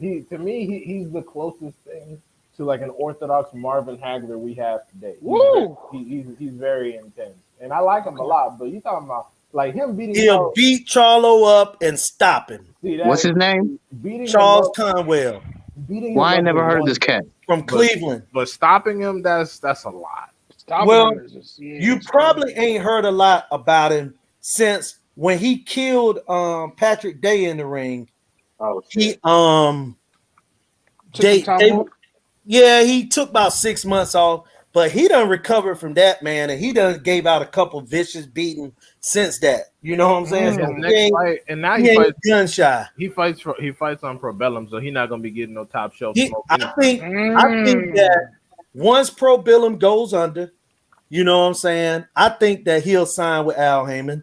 But he already fought on Showtime, so Yeah, he fought on Oh, Showtime see, there we go. a couple times. He fought on Triller. I think the last time, his last fight was on Triller, I believe. He beat this Russian guy that was undefeated. no, that wasn't true. I think that was NBC. Okay, NBC Sports, right. Yeah, He knocked out a Russian, Was undefeated that Russian PBC guy. or that was No, that was Pro NBC because NBC Sports. it was during the lockdowns and it was in Yeah. Los Angeles. Oh, I think it was. okay. I think it was Sean Porter did the yeah, commentating. because it was at the Wild Card. It was at the Wild Card gym in Los Angeles. This is back when I still lived in Los Angeles, and yeah, he beat Madiar somebody. But yeah, it was supposed to be another dude from Ukraine or Russia, undefeated, all this Triple G hype, all this power, and Conwell went in there and beat the shit out of him. Mhm. And stopped Nah, him. I Yeah. seen him twice, and the two times I did see him, he was real heavy-handed. And I said, "Ooh, he's gonna be a problem for some people." I didn't know it was like that though. He will stop. He will stop Charlo because look, man, I'm gonna tell y'all when I really said to myself, Charlo is so beatable. When he fought John Jackson, when he fought John Jackson, man, a guy that can't fight, and I was just like, wow, this guy really just won the first 5 rounds against Charlo. But he whooped John Jackson's ass. I was like, come on, man. He knocked him out with one punch. Come on. You're right, and it saved him from an embarrassing loss. Oh my God! John Jackson is not gonna win. Oh my God, man! Charlo ready. Jamel Charlo is ready to get you know what I want to knocked talk out, man. about? You know what I'm talking about? I was watching the epilogue, and I seen Charlo super friendly with Arrow. I'm talking about the 154 one, hugging him. Oh man, that was sad, bro. Charlo don't want that. I said after Charlo that was dick interview, riding, man. I after ain't gonna that lie. interview with Errol Spence, I'm like, dude, I would not be hugging up on Charlo on the Spence no more. Cause you said Bro. you will fight. You said you'll whoop my ass with some bread, nigga. Charlo don't want that. I'm telling you, Errol Spence must have put the heaters on his ass in sparring, and he saw some. He saw that's some what I'm shit like, that okay, nobody I else get it. supposed to see. Congratulations, Spence Hey, won, but hey, nigga, look, you being man. too friendly. Tony Harrison said it best about the guy. He said that he was the ultimate hoe. Oh, Man, I'm telling y'all, man. my I'm gonna tell y'all, bro. Oh my goodness. Yo, folks, man. The ones that be loud and all that hollering, oh, man, they're the easiest ones to intimidate, man. Let me tell you something, Hey, man. Let me tell you hey, his something, brother. man. Go Uh-huh. If ahead. Errol Spence move up to 154, Charlo was dropping at least minimum 2 belts. I'm telling you this right now. And he's gonna be like, yo, Yeah. rule Yeah. the division He's not together. gonna want. I I guarantee don't he want never to fight fight my him. friend. Ever. Charlo That would be Yeah. his biggest payday, though. Like, think about it. What other payday would he get with a like a Spence fight? No, I Right. agree. That's I true. agree with you, but Charlo is publicly on record, basically saying, "Hell no, hell no, I'm And not get- doing it. I'm not gonna do it." and I'm gonna throw another thing in there. Bud Crawford will beat him. Yeah, Bud will beat him. I said that too. I said that on the think so Twitter too. space. I was like, Bud I Crawford. think- is I don't know. outboxing. Charlo look kind of big, man. He is big. He's Mhm. huge. Yeah, compared to So, Spence, he was looking kind of big after when he Mhm. gave him like a little hug. I was like, Yeah, he look kinda yeah. big compared to I Yeah, feel you. them guys will beat him down just like Castano would get into him. They'll beat him. I They'll go think right at him. I They think will. Virgil Ortiz, Boots, all them niggas will beat Charlo at Oh 55. I hell don't no, know not not about Virgil Virgil Virgil Ortiz. Ortiz. I don't know Ortiz. about Get the that. fuck I out of don't here! know about Nah, that nah, one. nah. I don't know about that one, bro. Yeah, I don't know. Okay, but Yeah. I Yeah. guarantee Boots will beat him. Okay, Oh yeah, yeah, Yeah, I that's a Boots fact. yeah. on that. Boots will probably put the heaters Yeah. on his ass, but I'm not Yeah. sure if Virgil Jr., that Ortiz nigga can doesn't beat move a bit. Stanionis. I'm gonna keep it Yeah, a buck. I Yeah. ain't Stanionis will thinking whoop his about ass. The that. reason I say that is because Virgil kind of got a similar style to Castano. He's like a high volume puncher, but he got more power than Castano. But his So chin's Green not as beans. strong though. Green His beans chin's not had as him on the strong. ropes. Yeah. That's true. exactly what I was getting at. Virgil's chin could not take that with Charlo power. You know a good fight for Virgil? Him and Tim Zoo.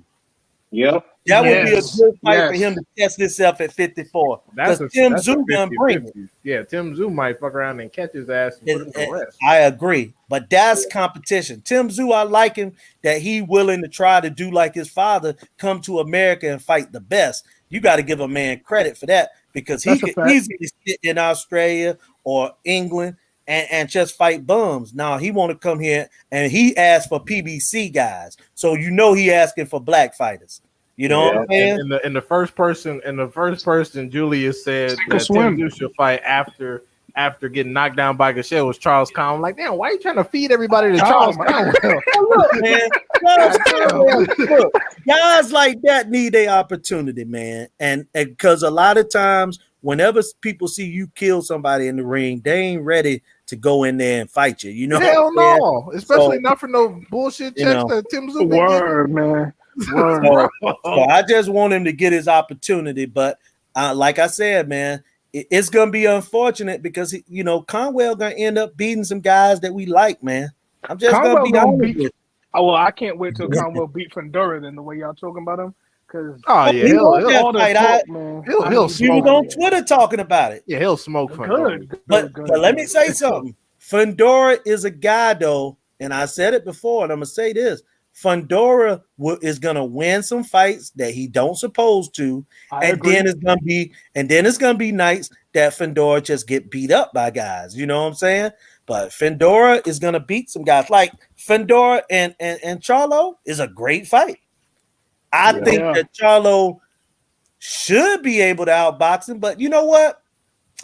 I think Fundora stops him. Oh Yeah, my Charlo, god! no, I agree with you. I agree with him because Charlo be fighting stupid, man. What Yeah. did Charlo do to deserve all He this sudden keeps his head on the disrespect? line, man. Like it's all these things, like bro. Nah, I bro. could just imagine Charlo, man. I don't know. I Man, think I might have I, done with Julius, man. I understand. I like okay.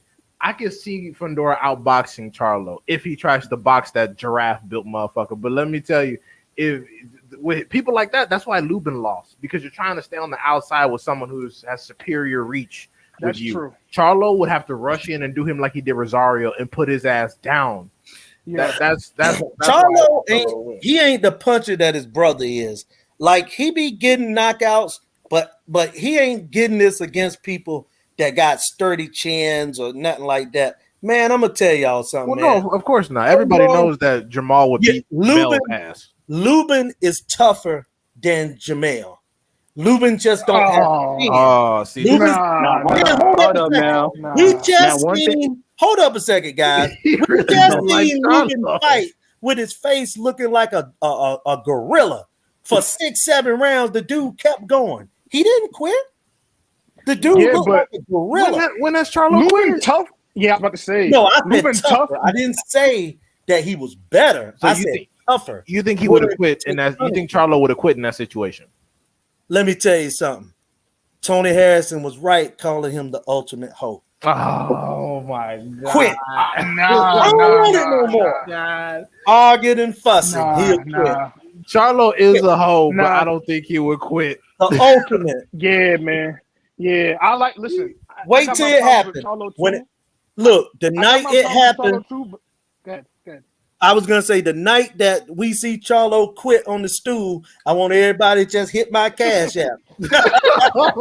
I'm gonna put Listen, I'm gonna put baby. 20 on it if it happen. I'll tell you that right now. But I'm saying, like, yo, the one thing about Charlo is the Charlos, He I got should say, chin. is that they're athletic, strong, and they got chins. Yeah, Right. you know what I'm saying? And Like, they move their heads. They do move their yeah, heads. man. I Yeah. was actually rewatching Lil Charlo versus Rosario today, and I'm like, he's in there moving his head, parrying jabs. He's not just gonna be no easy ass mark. Like he wouldn't just sit there in the high guard, shell up, and let Fandor tee off on his head. Right. Mhm. Right. Because Lubin didn't know what to do. Lubin wasn't strong enough to grab him, turn him, get his shots off, and then step around. I don't He think keep that his Charlo feet would do moving. You know what I'm saying? Mhm. Yeah. Hey, Art man, what that you call him? MAGA male? No, I don't Call him MAGA?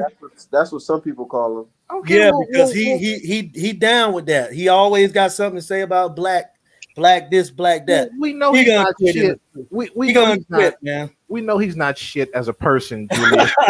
we're I talking don't about him mind as a a fighter. fighter not being, but I'm just saying, man. I think that he isn't as good as he think he is. I think he's a good fighter. I think he's gonna beat Castano in the rematch, but I just don't see him running through guys like he think he is. I got a lot of guys. I think if they get the opportunity to get their hands on him, will beat him. You said a lot of guys. I just said 4 guys. I said Conwell. Okay. I said Earl. I said Bud. I said Fandora would beat him. That's a lot of guys. That's 4. Fandora. That's a gangbang. Fandora and Conwell, I disagree on right now. Bud and Spencer, the elite of all of boxing. So yeah, of course. But Conwell and I think Boo Boo beats him. I don't know. I think Boo Boo beats him, but Boo Boo lose to Jamal. Boo Boo. See, the problem with Boo Boo though is, after like round 6, he kind of just be coasting. And Charlo, again, the one thing he'll keep doing, he'll keep throwing punches. He'll keep fighting. He's not gonna go down without a fight. And that's both Charlos too. Yeah, as long as he ain't Even getting though hurt. big Charlos hit harder. Yeah, Jamal get him, but look, Jamel is cool as long as he's not getting hurt. But listen, we haven't seen Jamel in with a puncher. We have yet to see him fight a puncher. And that's what I keep telling y'all. When he fight a puncher, we're going to see him get blown out. Nah, come on, you can't do that. Because Tony Harrison is a certified puncher, bro. Who is? Tony Harrison. Is a what? He's a certified puncher. He got 29 wins and 21 knockouts. Come on, man. Tony Harrison is a boxer. The ultimate boxer. He ain't no puncher. He's not a puncher, bro. He has almost all knockouts, Julie. Against every time, and this is what I say if a guy can punch, by what he do against other guys that are good. I've never seen Tony Harrison score a knockdown in any fight that was a big fight. He got chin problems. What the fuck he's supposed to do? No, I'm just saying, if you a puncher, you're gonna at least beat somebody up or stop them or knock them down. Is Lubin a puncher? Who? Lubin? Is Lubin a puncher? Y'all think Lubin's a puncher? Didn't he beat I Lubin? think he's a puncher. Puncher, boxer, puncher. He ain't no knockout artist. But they have, that's what I'm saying. Lubin has 20. And here's the thing. Now he knocked Lubin out before the fight even really got started. So I didn't see Lubin. I don't remember Lubin landing a punch. Not a jab or nothing. I don't think he landed shit. That's fair. Yeah, that is fair. So I'm just saying, in my opinion, I've never seen Jamel fight anybody that can punch. Tony Harrison can punch, goddammit. I'm not letting that go. Okay. Tony Harrison can punch, man. I ain't never seen Tony Harrison knock down nobody. I ain't I'll, talking about knockout. Tony Harrison used to be able to punch when he was with like the Crump gym, you know what I mean? And he was just coming out of that. But I will agree with Julius here. Like, as he stepped up in competition, you know what I'm saying? Like, he's not And really look, trying to punch no more like this. and even when he fought competition that wasn't stepped up, he beat my man that stay in Baltimore, Cecil McCullough, right? Cecil McCullough got to be 15-7 or something like that, right? Tony Harrison didn't knock him down. As a matter of fact, Tony Harrison got shook up in that fight. You know, he has chin problems. Yeah, and what I'm saying is Cecil is 15-6, 15-7, and he didn't score a knockdown in that fight. He outboxed him. And that's what I see Tony Harrison as, is a boxer. Like he did the Mexican kid a couple weeks ago. He boxed his socks off. Oh, Sergio, Yeah. Yeah. Sergio said he retiring. He said 2 straight losses. He said he don't need to be doing this. He got some real estate out there in Spain or something. Yeah, well, that's Al. Thank Al Heyman. Oh my God, what a puss. He got 2 decision losses and he retiring. But think about it. You know, Bro, he's from Europe, man, you know fight, he got beat up too. He got beat up worse by Harrison. Yeah, he got beat up worse by Harrison, but that was a hard fight where they were going toe to toe, and then Tony Harrison beat him like that. He didn't even land anything in that fight against Tony Harrison. I mean, he was undefeated before he came to America. I just go back to Spain and whoop on their ass. Well, there you go. He fought big ass Fedor and won, you know. Yeah, that's not the Al. They don't got the Al Heyman money in Spain. Yes, Mm-hmm. he probably got that one check and said, "Fuck." I mean, but you got to understand. You don't need Al Heyman money in Spain, though. You know what I'm saying? Yeah, if you could get some real estate in Spain, you could make some real money, especially if you sell to some Americans or something that's coming over there, or people that's coming from other countries into Spain. You know, Spain is an island. You know what I'm saying? So, I was in Dubai. Bro, American money goes a long way in these foreign countries. I was in Dubai like 2 months ago. Mm-hmm. I couldn't believe it. You met Daniel down there? No. You down there meeting the plug? Like, you went to Dubai to meet the plug? Man, talk about you. Hey, all I know was it was hot as hell. Isn't it like a lot of wealthy? Because hell is hot. Isn't there lots of wealthy people in Dubai? I figured that the American. Oh yeah. A lot of skyscrapers, wealthy people, but yeah, it wasn't. Dubai it wasn't is bad. really modern, isn't it? It's like a real modern city, right? Yeah, word. Yeah, it's nice. Yeah, y'all some more world traveling ass niggas. I'm gonna catch up. Yeah, it's just too damn hot though. I couldn't live there. Word. But yeah. Now Spain is laid back though. I see why he did it. I was in Barcelona. You know what I mean? And, you know, the people there. Oh, yeah, y'all. Decent, they nice people. Y'all some international Negroes. I'm just local. Nah. International players. You feel what I'm saying? I still gotta apply for my passport. I meant to do it before I left California, but now I gotta have my mom mail me my birth certificate and shit. Let me tell you something, man. As a Black American, when you go around the world, bro, you know, man, you one of them ones. I'll tell you that right now, man. That's all I'm gonna say. You one of them ones. Okay, for sure. We gonna see. We're definitely gonna see. I'm definitely probably try to go somewhere next year. I wanted to go to Cuba, but relations got fucked up again. Hey, let me ask this question, y'all. So, where do y'all think the Spence and Bud fight should happen at? Probably Vegas, because if it happens in Texas, Bud fans gonna talk shit. It can't happen in Omaha, because I mean, come on now, what kind of state? Who the fuck? That'd be funny. Yeah, who the fuck wants to go to whack ass Omaha? Because who's over there? Bud and fucking Warren Buffett. Don't nobody give a shit about Omaha. I still think Dallas, Houston, LA. I don't even want it to be in Vegas. I don't want it to be in Vegas either, but D-Hop, you think it should be at the MGM or like the T-Mobile or maybe like the Raiders Stadium or something like that? Yeah, I'm cool. I'm cool with any venue in California. Give me a good excuse to go home if I can actually, if the fight gets made and I can actually catch it. Well, if they want to have it at Staples, that's cool. If they want to have it at Raiders, that's cool. But all I know is that Raiders in Las Vegas now.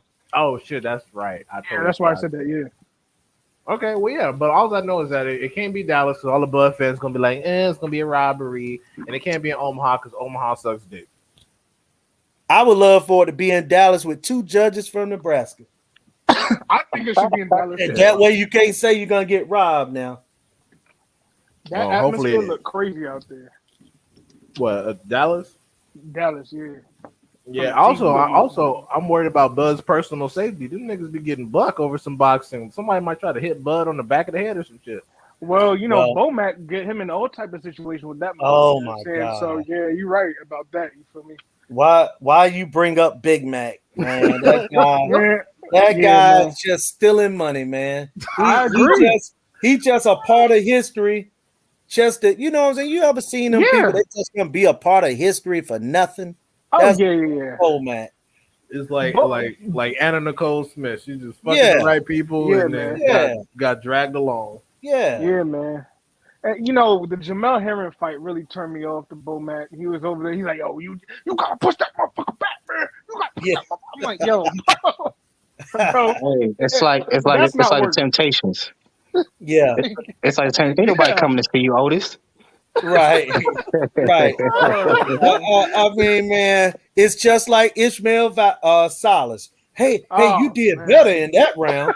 Oh my god! Wow. You been holding Oh. that one moment against that man. He built Ugas from the ground up. Yeah, That there we go epilogue- again. Look how This him is a looking man bad, though. I'm that not- won 2 silver medals, or at least 1 silver medal in the Olympics.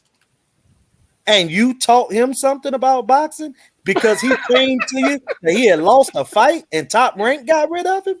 But when he got to the pros, he was struggling against mediocres. No, he got beat by Amir Imam, a long arm fighter that could outbox him, and he beat the other guy that they robbed him against. Yeah, he got cheated on the what show the box problem score, yep. was. But what, Sure did. but what has Amir Imam accomplished since? What, he became a champ at 140? But see, that's what I be talking about, D-Hab, when I said earlier that even if Bud beats Earl at 47, Earl has the better resume and will go down as a better welterweight because Amir Imam beat Ugas clean. It Well, wasn't no controversy, but Ugas is a better fighter. Well, I didn't disagree on the Errol Spence being a better welterweight. I'm talking about even with Ugas. Ugas lost the fight because it was a bad matchup.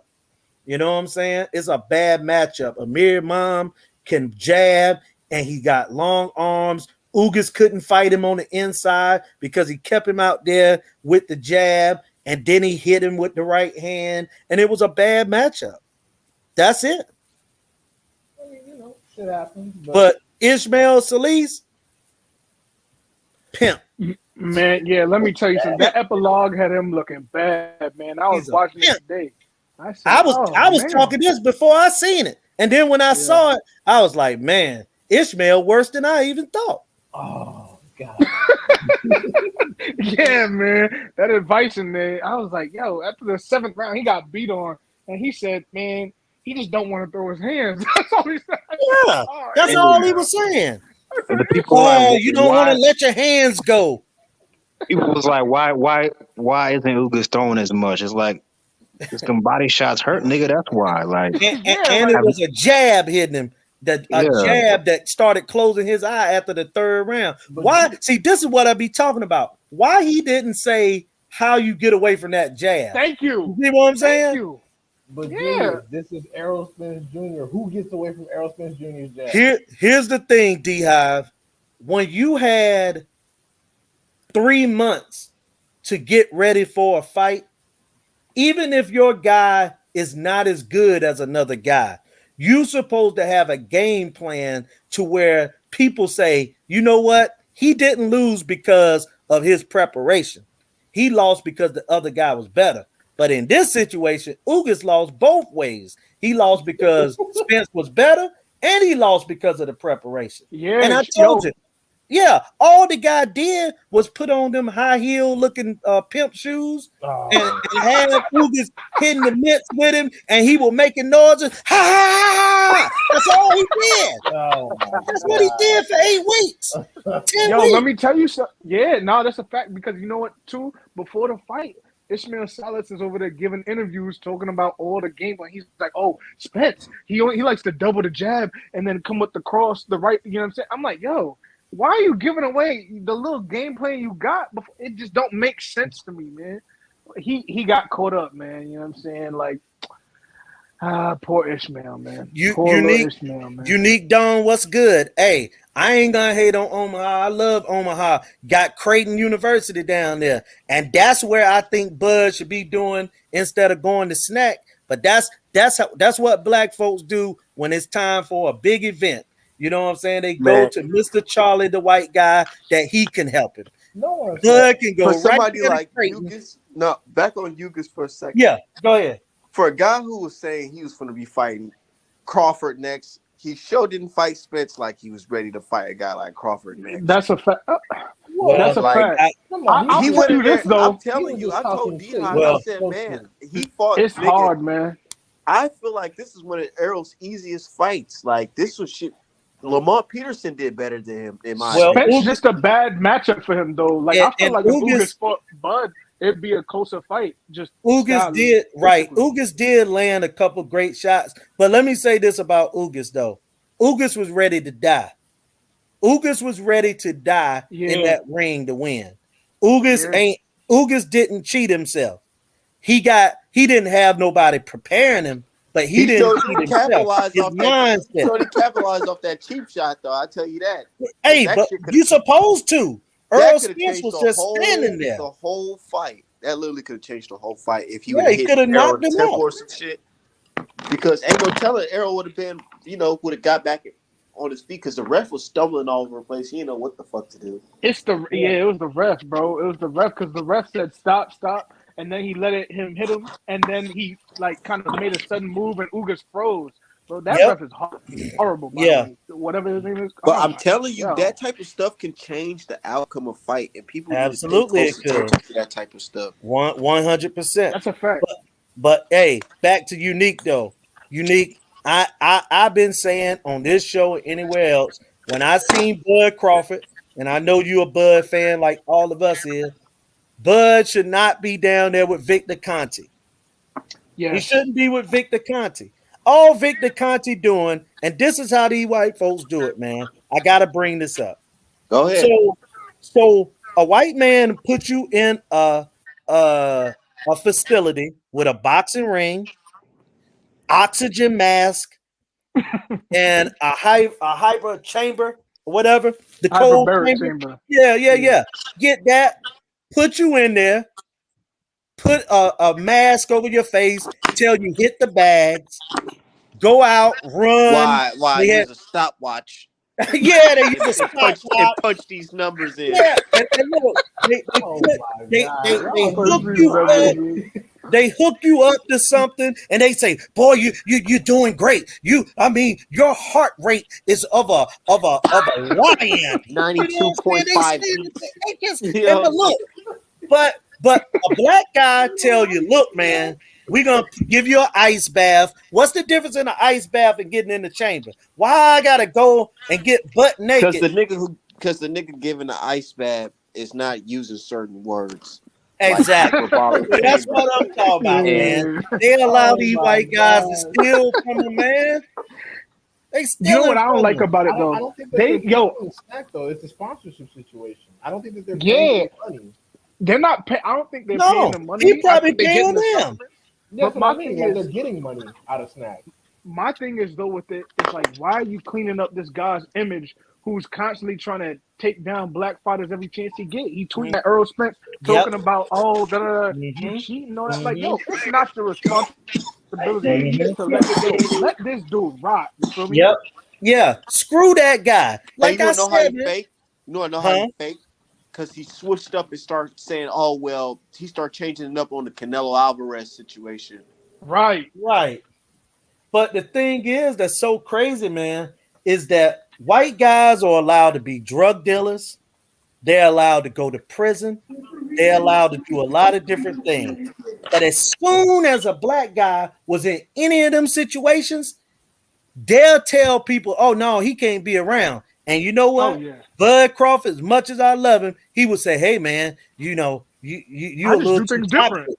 You know what I'm saying? You toxic, bro. You got a drug conviction. But he went over there to Dubai and met with a guy that's murdered 18 people, Yeah. kidnapped many, hiding from every government in the world in Dubai. And you meet with that guy and then go over there to a guy They that's the literally greatest steroid they gotta seller. send the crew from Fast and the Furious to get fucking his boss. That's a fact, man. Hey man, look. Victor Conti is another guy that have destroyed people's lives, man. He's Yes. sent people to prison. He's had people to die in regards to his steroids and their and going through the mental stuff of getting caught, the embarrassment, and all that happened to Mr. Charlie after he snitched on everybody. He got a little bit of time, he got out, and he got right back into sports. What did he do? He said, you know what? This guy been making his living off the back of niggas his whole life. He's not even a scientist. He a musician. Victor Conti's not even a scientist. And guys were having him shoot needles in their butt. See, Man, that's this thing crazy, is man. amazing, bro. That's crazy too. Because the thing is with me is like Victor Conti is not some, like you say, he's not like some innovator in the space. There's mad people that you can go get your little sports science from if you're feeling like so desperate for it. You feel what I'm saying? And on top of it, he stays running his mouth. He's talking out the side of his neck, and people, they just look the other way. Like you said, Julius, it's like a thing where it's like, yo, the white man ice is colder, man. Like, yo, it's all colder. good, da da da. And it's crazy to me. It's That's colder, crazy. and they love them, man. It's just like the love out here, and y'all gonna like this. A 330-pound white woman get more love from black men than a fat black woman will. It's true though. That's a fact. Is it a fact? That's a fact. Okay, Is it there a we fact? go. Because I should. Oh, now, where you from, D Hub? I'm from LA. Okay, I guess, let me tell you. maybe because the standards in LA are so hard, everyone's like more focused on physical fitness out there. I guess. Yeah, well, Yeah, well, the let me other tell you state. something. My mother's originally from Alabama, but I'm from the Bronx. I'm from New York. Feel me? But in Alabama, let me tell you something, man. That's what they do out there, especially, you know what I'm saying? You go to your average little, like, let's just say you go to your average shop, right, or whatever it is, and you just walk through the store, and it's a bunch of little mixed kids, but it's a bunch of fat white women, man. And you see a raggedy black man walking behind them. You know what I'm saying? Like, that's just like that's a thing. He's right. I lived in Delaware for a little bit, and it's the same situation out there, except at least the white chicks over there are skinny. Okay. I'm just shooting it tonight, Unique, because like I say, I hate to see people use Bud and other black athletes when it's time to get that bag, because this is going to be a bag that he going to get that's going to be the best of his career probably ever. He about to get 25, 30 million plus back end money. This is going to be more money he ever would have thought that he could make in his life. And in there, you got all these creepy white guys come in, and they always come in and they come into play. Y'all think about it. What athletes really roll around with a lot of blacks outside of somebody like LeBron James that put all his friends into position? Like, for example, like I say, Earl Spence, the other one. Guys like Bomac and stuff, man, he can't do nothing but go get a cheeseburger for Bud or go get a candy bar. Okay, he ain't teaching him no boxing. He's not giving Bud no cheese. He's not giving Bud that cheeseburger, man. Well, he gonna go and eat it for him and tell him a joke. Jamal Charlo keeps it black most of the time, right? I don't know, man. He's got Ronnie Shields and who else? Yeah, he got Ronnie Shields. But I'm just saying, all I be seeing them guys doing, man, I ain't trying to be fun. I'm just gonna be honest. All I see them guys doing is getting in fights. Yeah, that's true. They always. I mean, I don't see them doing no business stuff. You know what I'm saying? I mean, I'm sure they do, but I just see them getting in fights, and you know what I'm saying? Just, I don't know. What's up with the Charlos? Every time Spence got a big fight, you see them all up on the camera. You mean bucking their eyes and going Because crazy? It's like, they're yo, you can't behave Yeah, yourself. because they want to seem like it's. I don't know. It's kind of weird to me they're because I'm from like, Texas, man, so they try Charlo to talking, ride off of his wave Spence talking sometimes. about he'll fight you, and you over here talking about some. Yeah, man, we friends. Yeah, Yeah, man. Yo, you taught me something, man. Keep punching. In that I said, man, bro, Charlo yo, basically saying that the fight is off the table. He's You like, Hey, hey, that that you know that terminology, fake hustle. Well, yeah, it's also fake love because mm, I done seen those particular guys do the same thing with other fighters, Wilder. and then you will see them beefing about them or beefing with them or saying comments about them. Sometimes the jealousy thing looks a lot Because like they love. used to be around AB Yeah, and Javante hugged it, yeah, loving all yeah, up on them, and then yeah.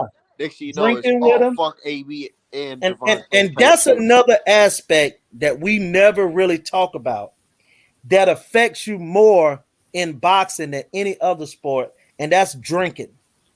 Because if I know that I'm fighting a drinker, an alcoholic, or somebody that drinks Liver shots. wine, yeah, I'm throwing kidney and liver shots all night long. I'm gonna get them out of there because you cannot give your best effort if you're drinking, bro. That's why Yo, Earl Spence looks so I good. seen Derevchenko hurt Charlo like at least 3 times to the body. So you nah, might got a point. nah. Yes, yes. Watch that fight back. I He hurt did him to the today. body. I did today actually. I watched. That's why I watched Charlo versus Rosario, and I watched Yeah. Charlo versus Deverenchenko. He wasn't really stinging him to the body like that. I In the saw the ninth round, like no, it wasn't like obvious, but he definitely hurt him. Like it was like a you can nah. see in his face. I know what you're talking about, but he had landed. He had landed like a good inside right hook prior to that. That's what I was saying. He was already Hell, sweating. hell, Montiel hurt this nigga to the body a couple times. It's come from drinking, and Man, that's I ain't gonna why. lie. When Montiel was dipping low and hitting Charlo to the body, I was like, man, I hope Charlo don't fall. Well, look, it's the alcohol, bro. If look, Earl Spence looked so great because he got his life together. That's my opinion. I'm talking about the drinking, the staying up late at night, all that good stuff. mhm. And what he did was, again, I gotta go at another brother. He didn't have Blu-ray, but he still looked Oh strong. He my still looks strong out there, man. Oh my Hey, man, just telling the truth, What you man. got against Blu-ray, man? Oh Man, the God! Don't man, get when him that started. man Don't said, get him when that man said that he the reason Earl been getting these knockouts, and then Yeah. Earl took 17 months off and got him a knockout. I just want to hear what happened. How did this happen? Also, Earl Spence might have been in the best shape of his life with no strength and conditioning coach, but just a nutritionist. So that lets me know all Earl Spence needed was to stop drinking, live right, and have someone prepare his food for him. Y'all remember That's all Errol he Spence needed. saying after the fights, he said, "Man, I just want something. I don't care. It just gotta be out of greasy brown paper bag. I need that type of food." nigga going to eat. Because he didn't get it. Nigga going to eat some damn Bojangles after the fight. Hey man, I love Bojangles. I need me a cheddar bow biscuit right now. But I'm just Y'all live in saying, the man. South, right? Ain't Huh? no thing as Bojangles out here. They ain't well, the Bojangles is a South thing, but they Yeah. do got Yeah. But you they see I what think it's only one in Maryland. you see what But Extreme Willpower put. He said that's why Bud beating Spence because the drinking. It's for the well, best. Charlo will fight Bud, but not Spence. right. Huh. That's Well, that's Mm. probably but because hey, we Charlo talking sparred like Charlo sparred Castano is Spence. definitely gonna take that L though. I think he is. I Hey, mean, so I picked Charlo, but anything can happen. that's low key why I don't want to see Charlo fight Canelo because y'all remember during the Caleb Plant and Uh, Canelo fight during like the behind the scenes it was like, oh, I see weaknesses with Canelo, he can be beat, like, so that tells me like in your mind you thought this nigga is unbeatable, so like, hmm. Even like, look, even after seeing Laura and Mayweather, that just tell you them guys crazy. Well, Big Charlo kissed too much cinnamon ass for me. Yeah, Yeah. man. I'm cool with no, the him. best fighter in the world, man. Yeah, Like Oh my I'm God, this cool. nigga, bro. Yeah. this nigga compete in I the want to same know division. why Canelo couldn't do what Earl did to Yugas against Chavez Jr. if he was landing all those punches on him. But now all Well, of a sudden he's a knockout The artist. Mexican meat, he didn't get the shipment. Nah, people say this dumb shit. They're like, oh well, he didn't want to hurt the great Cesar Chavez's son. He was his friend, and I'm like, oh Man, yeah, right. please. and I just respond to that was he friends with Danny Jacobs? Because he didn't do shit with Danny Jacobs. Right. That's He what didn't everybody even said. He cut would him. just be afraid of Canelo's power, so they just fold under pressure. Man, please. Yeah. That stuff sound crazy. Somebody just asked Canelo why all the non-European fighters he fight, he don't stop him, man. That's all I'm asking. Danny Jacobs, he ain't stop him. He ain't stop Mhm. Lara. He ain't Shit, he stop didn't stop Mayweather. Callum Smith. I mean, Austin come Trout. on, man. Austin Trout, he ain't stop him neither. Yeah, I mean, it's Well, just well, like, that Caleb Smith, you know what I'm saying? Another guy. They should, you remember it was a thing that they would start withholding people purse when they don't fight, and they would eventually give it to them, and they would fine them. Caleb Smith didn't even got a paycheck that day. When you don't throw 10 punches in a round 6 or 7 times, you don't deserve to get paid, man. Caleb Smith Dylan shouldn't have White got a should have. check. Dylan White shouldn't have got paid from what I No, saw. he shouldn't have Oh got a my, check. yo, But you know why they gonna get him one? Because he did what a good nigga should. He laid down. Well, You oh, know? that's a fact. Yeah, Dillian White been crying about a paycheck forever, and now that they need to launder Now, this bread, Eddie Hearn like, all right, nigga, here you go. Now shut the Yeah. fuck up and get We out of You here. know tired, what's please. crazy too about and he Dylan tried to White? explain himself. He said, "Oh man, I just didn't see it coming. He hit me clean, and I fell Man, out." please. Yeah, right. Man, please, man.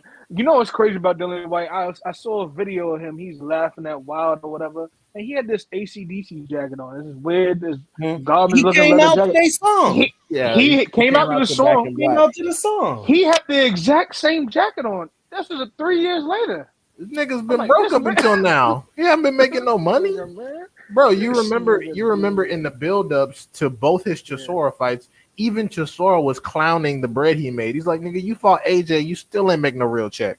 Fuck is wrong Yeah. with you? Talking about some damn money." And But so he was laughing when Barry Hearn said something about the slave contract. Hey, look, man, we have to come to He a this sucker, man. realization, and it's gonna hurt. It's gonna hurt some people feeling when I say this. There's a lot of black people out there that like being coons. Oh yeah. They like it. 100, yeah, They enjoy it, 100,000%. it's a consistent and paycheck. especially a British one. Oh yeah, they always talk about multiculturalism over They don't there. even they don't even consider themselves black for real. Right, exactly. Multicultural. You know what Yeah. I'm saying? All that. Yeah, they Hey, think Yeah. what that nigga Godfrey say? I'm not black. No, no, no, no. Yeah, Right. man. yeah, Yeah. like AJ was on some. Mhm. Oh, I'm not black. I'm British until Usyk came in there and put hands on his ass, and they reminded him he was a nigga. Yeah. Hey, They were like, Yeah. "Oh, we AJ love." killed me with that shit. I Usyk grew up. What he say? I grew up looking up to. looking up. Larry Hoover's like niggas, Yeah, Larry Hoover. Yeah, right. niggas that have either been Right, locked nigga, you up or from laid Brixton. down. Man, he just learned that name. You know, That's what Great I'm Britain saying. don't be letting them blacks see no black American He revolts and stuff like that. Yeah, they over there. literally Stop he that banned saw nonsense. one Tariq season of Nasheed's BMF, movies. man. They He literally saw one banned season of Tariq BMF. Nasheed movies. Hey, that They shit banned changed Tariq my thinking that Nasheed from one going season. over there. Mm-hmm.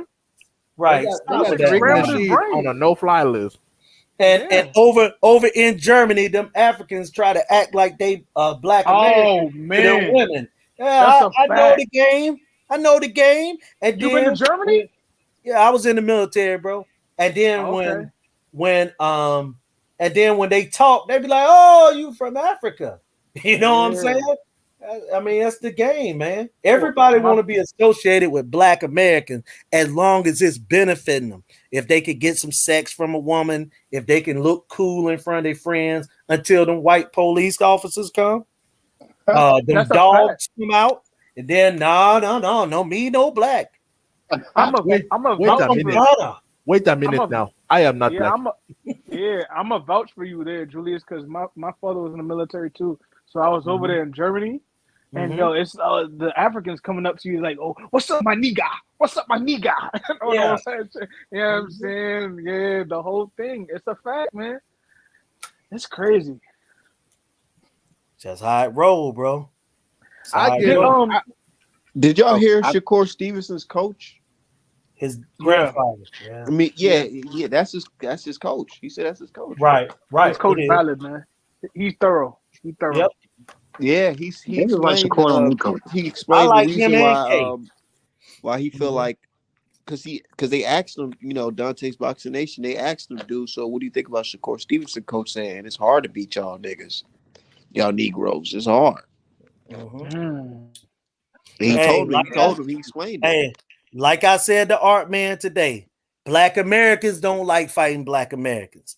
If we Nope. look at a stat that I told him today, Floyd Mayweather's toughest fight was Emmanuel Augustus, a guy at the time with about 16, 15 losses, because Black fighters got a rhythm that even Black fighters got to get used to, because we always used to fighting Hispanic fighters and and Europeans, and then you got to get used to another rhythm. That's why I say Frank Martin against Devin Haney, Shakur against any of them. That's gonna be a tough fight, man, for anybody, because I you're gonna agree. have to get used to the athleticism going against you. It's like when Kobe Bryant and all those guys was in the league, and then when LeBron James came and he started coming at them with more athleticism, more strength. I mean, it's hard, man, to get adjusted to that stuff. It's hard. Yeah.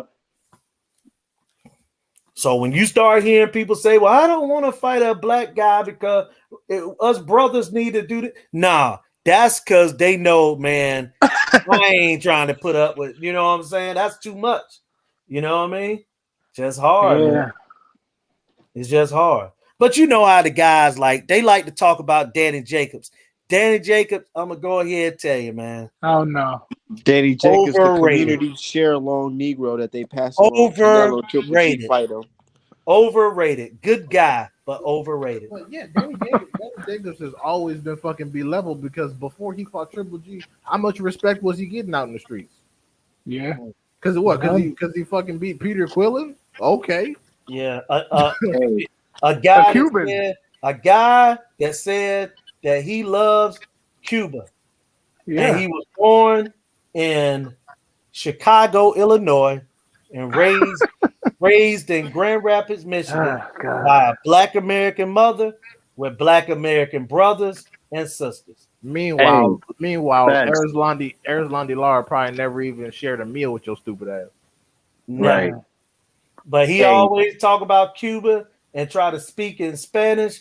The guy black as cheese. And he all Right. he talk about is Cuba. Cuba. Now, Hey. here's the thing about that. Now, I know I'm going to get in trouble with this comment, Uh-oh. but Peter Hey. Quillen is my complexion or darker, and that little Cuban man is a little light-skinned man. Uh-oh. Wait, which little I'm going to Cuban leave it man? alone, man. Which little Cuban I man know you what talking he's about? saying. He's talking about his father. I'm Man. going to leave it alone, man. Oh shit! I'm going to leave it alone, man. Oh my god! I just come from the old Oh, my school, God. man. When folks tell you, Yeah, a lot of secrets, look, man. you A lot of secrets. remember they tell you, boy, Johnny Ray from up the street is your daddy. Johnny Ray is your daddy, and Johnny Oh no! Ray 5'1", and you 6'7" power forward. You know what I'm saying? That's all I'm saying, man. Oh my That's god! all I'm saying. The Let- Cuban guy is a light-skinned guy, about 5'2". Oh damn! Am I lying? Let me tell y'all That's a something. fact. If Yeah, Julius, I ain't lying, am I?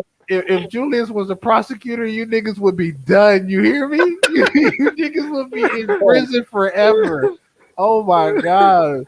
Now I'm gonna go on this man's Twitter page and look at the photos and be like, shit. Yeah, Peter Quillen's father is Ishmael Salah's size, man. It's true. Oh And- damn! And he a light complected guy. And look, I'm just looking at my complexion, right? She creeping on some BBC. No, Oh I'm just my god! she black. Yeah, she's black. Yeah. She a black American. Look,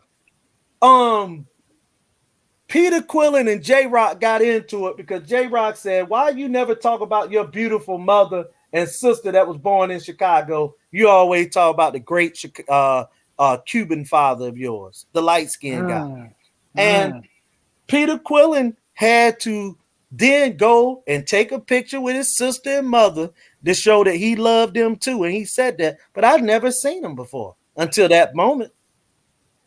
And I've Wow. been to a Peter Quillen fight ringside when he fought Danny Jacobs. Didn't see them. I saw that the wife, you know what I'm saying, but I didn't see him. Well, you know, Peter Quillen kind of got a little identity crisis going on anyway, because he's from Chicago, but he used to always claim New York too. So it's like, Yeah. He talk he's all just one that of them bullshit. confused Negroes, man. He talk all that bullshit, but most of his money outside of boxing has been made with Tevin Farmer. Thanks to what Tevin Farmer been setting up for himself, so he don't have to keep fighting all the time. So Peter Quillen can talk all that Cuban shit, but you ain't getting no bread with those motherfuckers anyway. When the last time Peter Quillen been to Cuba, man? Man, I don't know, but I do know this. I've never seen a Cuban flag at one of his fights. Now, maybe Art Man saw some when he was in Minnesota, but I ain't never seen No, it. I fell asleep. There you go. I swear I'm not even joking. I was knocked out in the crowd. Y'all There never you go. seen Peter Quillen on this motherfucker. Well, I'm just telling the Said truth, man. Dion, you just got to mark off a list of niggas that had never come to the show. Nope, like Bomac never gonna come up here. Brad Mack can never come up here. Peter Quillen can't come up here. I mean, they can come up here. Cooked. They just go get questioned. They gonna get cooked. Yeah, Oh man. my god. No, I'm just wondering, man. How can your father be 5'3" and light skinned, and you could be candy coated like a Hershey Kiss and 5'11"? Man, now you're telling me this motherfucker Peter Quillen needs to go on the episode of Dr. Phil Lamori to get the damn result. That's all I'm saying, man. Oh my god. That's all I'm saying, man. I don't know everything. What's so great about Cuba? No disrespect. You know I what I'm saying? don't I'm just know, trying man. to figure out like what's going on. Anything That don't but make no black. sense. Well, the cigars Yeah, are nice, the women are nice, the beaches are nice, but outside of that, I heard it's pretty terrible.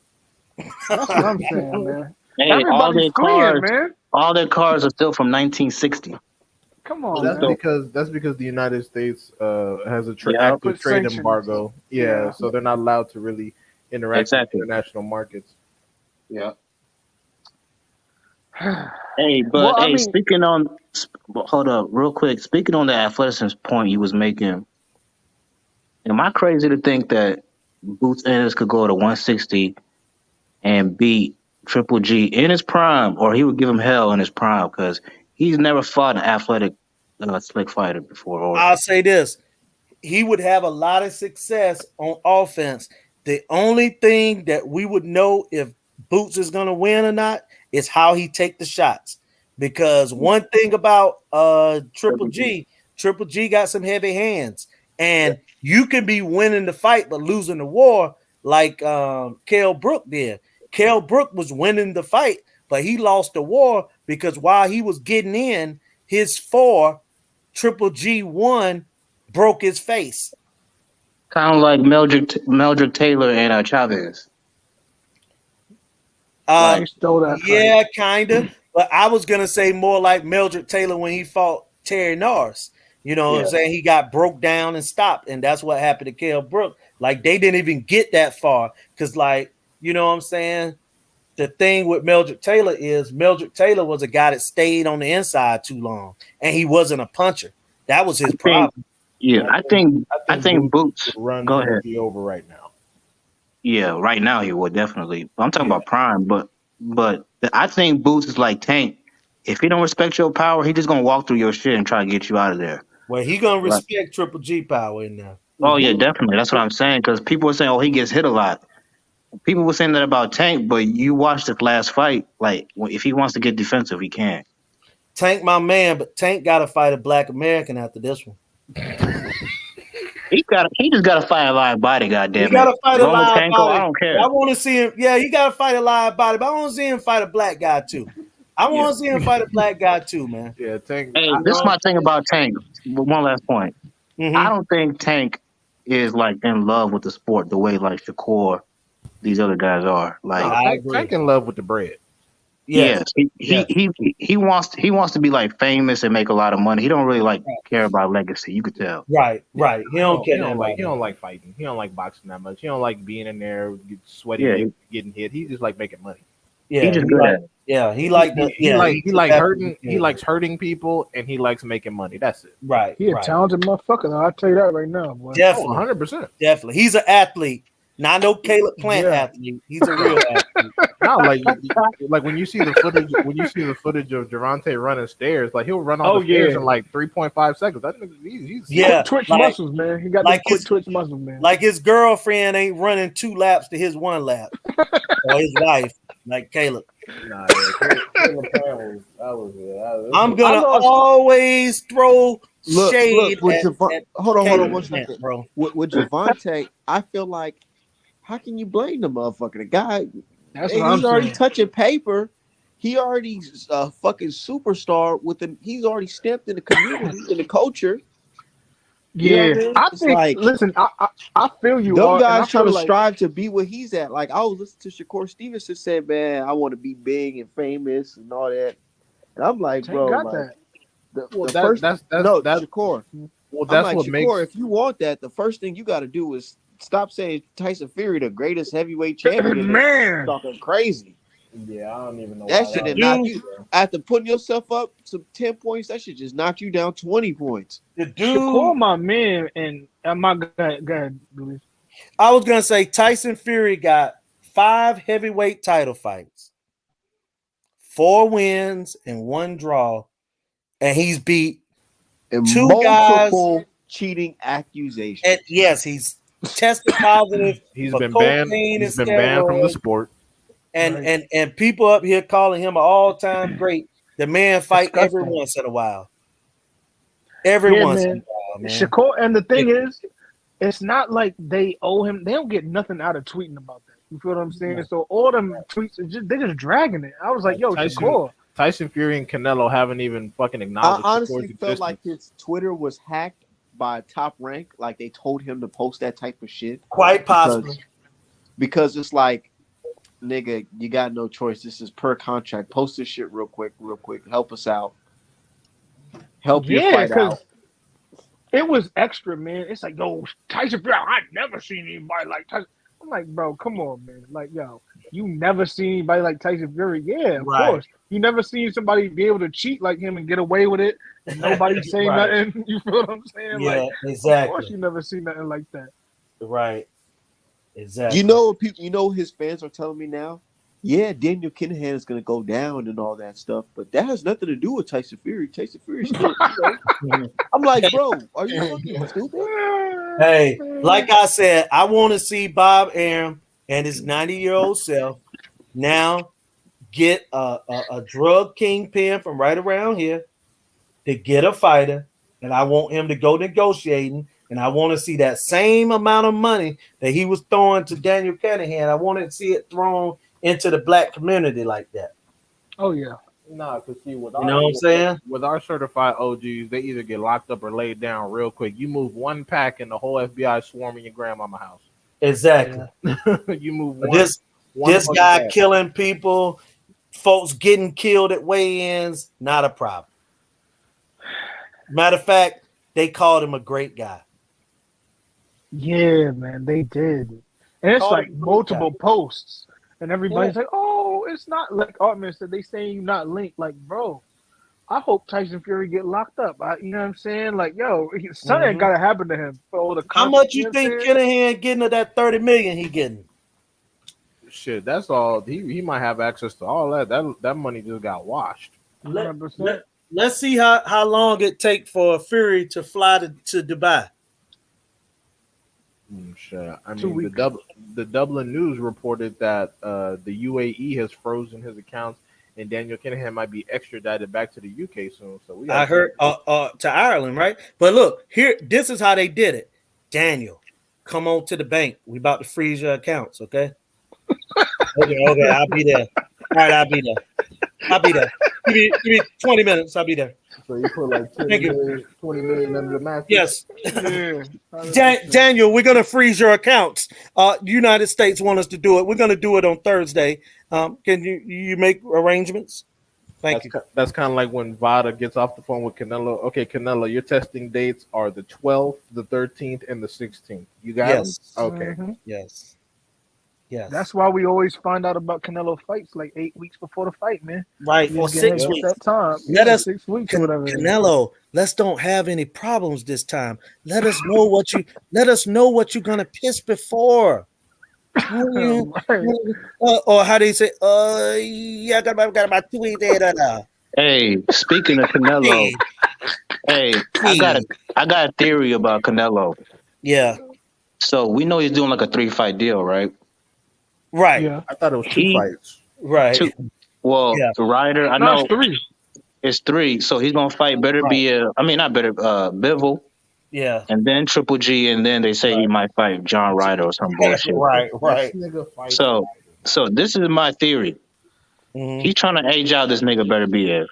He already has. Better be Oh about to be yeah. 40 next year. Yeah, well, he gonna wait until the nigga is actually 40. Probably. He gon' he's And hoping that Joe Smith Jr. puts in some good work on Better Be You. That's Oh, what he's for yeah, hoping. sure. Because you saw Better Be if barely made weight when fighting Marcus Well, Brown. well, yeah. I got a statement from Canelo. He said,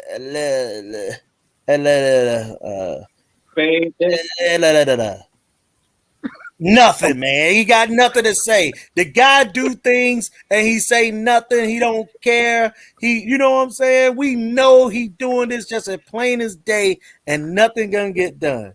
He's gonna cheat. If Bivol outbox him, he's gonna lose. It ain't gonna matter.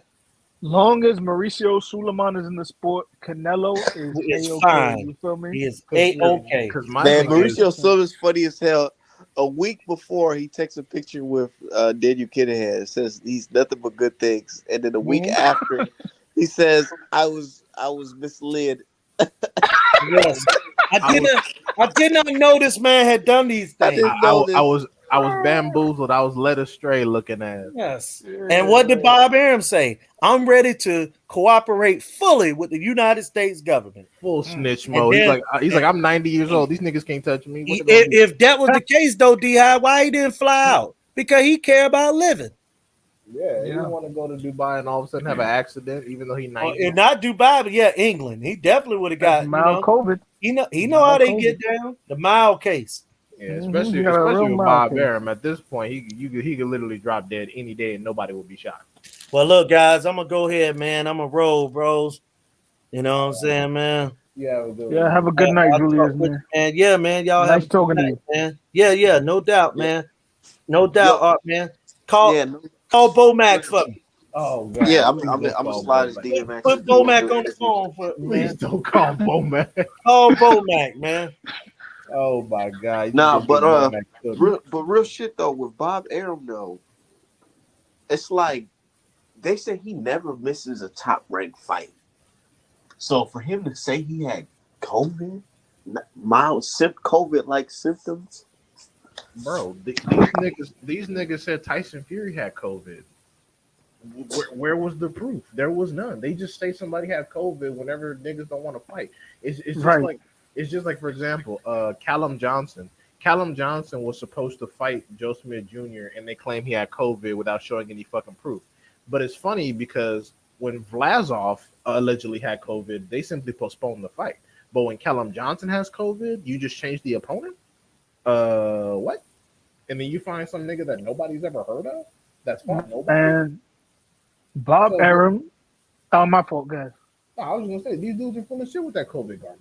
Like it's always some COVID shit. The only time you can tell when somebody had COVID is when they look worse afterwards. Like Luke Campbell, I believe he had COVID because it looked like ass. Povetkin, I believe he had COVID because there are pictures of him on a fucking ventilator in a damn hospital. These other niggas, what the fuck? It's like there's no proof. Yeah, man. Bob Arum is at the even Southern District of even New York right even now my in dog Manhattan. Heron, I don't think he had that shit either. Because remember, he had to call out a fight too. Wait, which fight did he had to get called out of? Exactly, it was some bullshit fight, but he had to call on that shit. Oh, it might have been an MTK fight. That's probably why he's like, oh shit, let me slide Yeah, up and for then that. next, you know what? The fight got postponed, and then next thing you know it, they fighting in Dubai. Yeah, Oh my fucking! yeah, I didn't even think about. yeah. he had to back up off that shit. He's like, oh, wait, Yo, what? that's nuts. That Nigga is said, nuts. FB what? Oh no, let me go ahead and. Hey, I fuck with Harold, but Harold was like, "Hey, you think Bob paid for my last fight, nigga? What? Yeah, Man, he fucking dry snitching on himself. He need to calm down, Mr. Moneybags. But I know. you see, as soon as the DEA sent that fucking bounty out, his ass cut ties and brought his ass home to LA with the quickness. He's like, "Oh yeah, I'll be trading in Los Angeles now. I'm not affiliated with that organization. I don't know anything about what they're doing." Who? Daniel? Who? Nah, I never heard of him. He's like, "You better fucking stop bragging on the damn internet, about to get yourself caught up." Right? Fuck these Twitter niggas, man. I'm like, "Oh, I'm getting big bread, and it's not from Top Rank." He's like, "All right, calm down, nigga. Calm down." I know how you feeling though, because Bob Arum be trying to play his ass, so he probably thinking, "Yeah, this is some new money right here." Yep. I think also because Bob Arum is known for not paying fighters what they're supposed to be getting. So anybody who's at Top Rank really making bank, they try to stun on everybody else. Like, he likes me. He pays me. Got dudes like Burchell putting in champion level work and can't even fucking afford a 1 bedroom apartment. That's sad, man. There's no way that a fighter should be getting my fucking salary as a purse, and that's their only fight for the whole year. That's fucked up. And the Mexican fans are not advocating for Burchell at all. Burchell is actively being screwed over, put in tough ass fights at a discount, and his Mexican fans are not even giving a fuck. That's terrible. Burchell said he couldn't even survive in Mexico with the type of money he got left. And that's Damn, that's woo. tough. That's tough. Does that, he even have a? He not a He not a citizen here, right? Burchell. His Yeah, ass better Burchell. get a. He better get a like a announcing job or something because that boxing shit is over with. Fucking this work for nigga, man. Telemundo, nigga. He can't do no announcing job. His brain is scrambled. You Hey, feel me? Like it ESPN sounds like a big Deportes. old bag of popcorn up there at this He point, gonna man. He be been getting he bro, gonna be stuttering like a I told motherfucker. my Polo, I told him, I said, man, this nigga fucking is gonna, I don't know, Nakafili, that shit, man, I ain't gonna lie, man, he might lose this one because that nigga hit hard. Shakur Stevenson said he hit hard. Polo picked Burchell. Yeah, of course, nigga, of course he picked Burchell. Stupid ass always talking about he knows some damn boxing. And that's the thing, and I'm like, bro, see, I could get on your all day or whatever, but it's like it's not even about that. It's just that, bro, like, let's keep it 100, man. You get predictions wrong too, nigga. You pick based off of countries. everybody get predictions wrong, man. Like anybody who pretend like they don't, like, come on, bro. Yeah, and You the feel thing me? is, sometimes the results of fights are artificially manipulated too. Like Right. there's a lot of bullshit in the game as well. I'm not That's gonna a give you fact, man. credit for picking the favorite to fucking win. Yeah, that doesn't. You're not even choosing how he's gonna win or what round. You're picking the favorite to win and saying boxing. That Word, doesn't. especially not like no Canelo or something like that. It's like, bro, you know Canelo going into the fight, he up 6 rounds. Like, come on. This Exactly. nigga said, you pick Wilder to beat Fury. Well, duh, nigga, this shit's a 50-50 fight. Isn't this what we want? Isn't this what we watch? Isn't But this what we dude, want in but boxing? but so did he. He was on a live stream picking Wilder, and then the next day he just said, "I told you Fury was gonna beat him." He does that with everybody. Exactly, bro. He Exactly. he literally he, And he then he's like, literally "Oh, you pick Better Beef to you pick Brown to beat." Like, bro, he keeps on bringing up this shit. Even Better Beef fans don't even talk about that Brown fight. Yeah, they act like Better Beef hasn't been knocked on his ass by fucking cab drivers. Hey, I'll be real with you. I think Better Beef is a monster. He is. He is. He's a certified monster. But he's not unbeatable. No, well, he definitely ain't now because he getting older. Yeah, So he's gonna be 40 next year, I think. I still don't think Canelo ever gonna fight him though. I'm be honest with you. I don't think he'll gonna fight him. I know he'll fight him when he's like 50. Hey, no Yeah. cap. I'm kind of looking forward to that Canelo Beaver fight now. I don't know. Better Beef At first, I was talking shit because I don't fuck with Bivol because I really don't know too much about him. yeah, But y'all. still, I'm like, yo, like, what if Bivol show up or some shit? Who knows? I told And y'all so y'all didn't do your homework on Beef. I've been telling y'all. Hey, but see, there's one thing I'm worried about that fight. Do y'all follow boxing gyms? Like Nah. Nah. the page Okay, or okay. So like he was doing a breakdown and he had a good point. Like Bivol, as long as he can keep the fight on the inside, like he's as good as anybody. The inside But or the outside? Because if he my go bad. inside, I think Canelo gonna tag the yeah, Yeah, ribs yeah, out. yeah, yeah. Bivol doesn't That's what I protect meant. The Oh, outside. because Bivol okay. doesn't Yeah, protect his body. yeah. He He's as doesn't good as protect anybody if he can do that. But Canelo is like a master inside. Well, not a master, but like he's definitely better than Bivol on that end. He's experienced. The motherfucker been doing this since he was 15. He's more Yeah, but like experienced than these guys that he's beating up on. Besides the old ones. yeah. Does Bivol have the dog? Like if it gets to that point, is what I'm saying. I don't think he does. Well, I think Canelo will break him down and get him out of there. To be honest, that's what I see. well, my Hey, My problem, somebody prop. asked Canelo my a question about the. Do you want to put a beating on Bivol because of what Russia's doing to Ukraine? Canelo's like, what? The fuck are you talking about? Canelo, These people Canelo, like weirdos when it I'm comes to just sport, trying to man. win this bitch. I Like, ain't what? because yeah, but I think that the Bivol's only liability is that he doesn't protect his body effectively when he gets pressed. He gets into the high guard and leaves his body exposed. And we all know the standard Mexican money punch is the left hook to the liver, and that's what Canelo mostly does on a lot of his opponents. So that's the only thing I'm worried about. I feel like if Canelo can't land that, there's really not much he could do because Bivol, like in the beginning and the end of his Joe Smith Jr. fight, he ate Joe Smith Jr.'s best punch and didn't really go anywhere. And I don't think that Canelo coming up from 140 despite the steroids is going to be more powerful than a Joe Smith Jr. See, my Man, thing with and Bivol Canelo's is taking this shit easy, bro. He told this man he don't give a fuck about a rehydration clause. I got an after party set up. I'm doing interview after the fence is interview. in, man.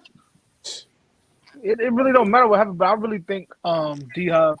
I only seen Bivol like one time, maybe. My only problem with Bivol is I think sometimes he get a little rhythmic with his punches, and I feel like he can be timed and countered because it's like a, for the most part, he loves that jab right hand, and it's good. Don't get me wrong, but I feel like for Canelo, at some point, you can't just do that for 3 4 rounds. He gonna time Does you, and I Bivol gotta even throw see. body shots? Does he dip low and throw body shots? Because when Not I at see all. him hitting the Not at bag, all. I just see him No, throwing 1 2 1 2 1 2 1 2. it's pretty Not at much all. that, and maybe an occasional hook, bro. That's it. But You feel y'all, what y'all I'm already, saying? y'all already know what I say about Canelo Alvarez and Tyson Fury. If you can't put them down, you're not winning the fight. Like if you can't put them to sleep, you're not winning. Yeah, it's true. And even in Fury's case, niggas been put to sleep multiple times, still managed to win. Yeah, Fury's the only fighter that you can fucking knock him out and he'll still win the fight. Yep. Bro, as long as Mauricio Suleiman is involved in any capacity, you know what I mean, or is alive, Canelo is going to be up by at least 3 to 4 rounds on the scorecards going into any fight. So that's why he got the party planned or whatever. He's like, all right, I just got to win about 3 rounds, you know what I'm saying? Like, and I'm good. Not even that many rounds. I just gotta It's show true. up. You heard Beehive. You heard what Chris Mannix said. I don't listen to Chris Mannix. Fuck he say. No, you remember he said about Canelo. He said it may not look like he may not be winning, but he just looks better. Oh yeah. Wow. No. Listen, y'all gotta go back, go on the zone, and watch the Danny Jacobs versus Canelo fight. They literally gave y'all the game.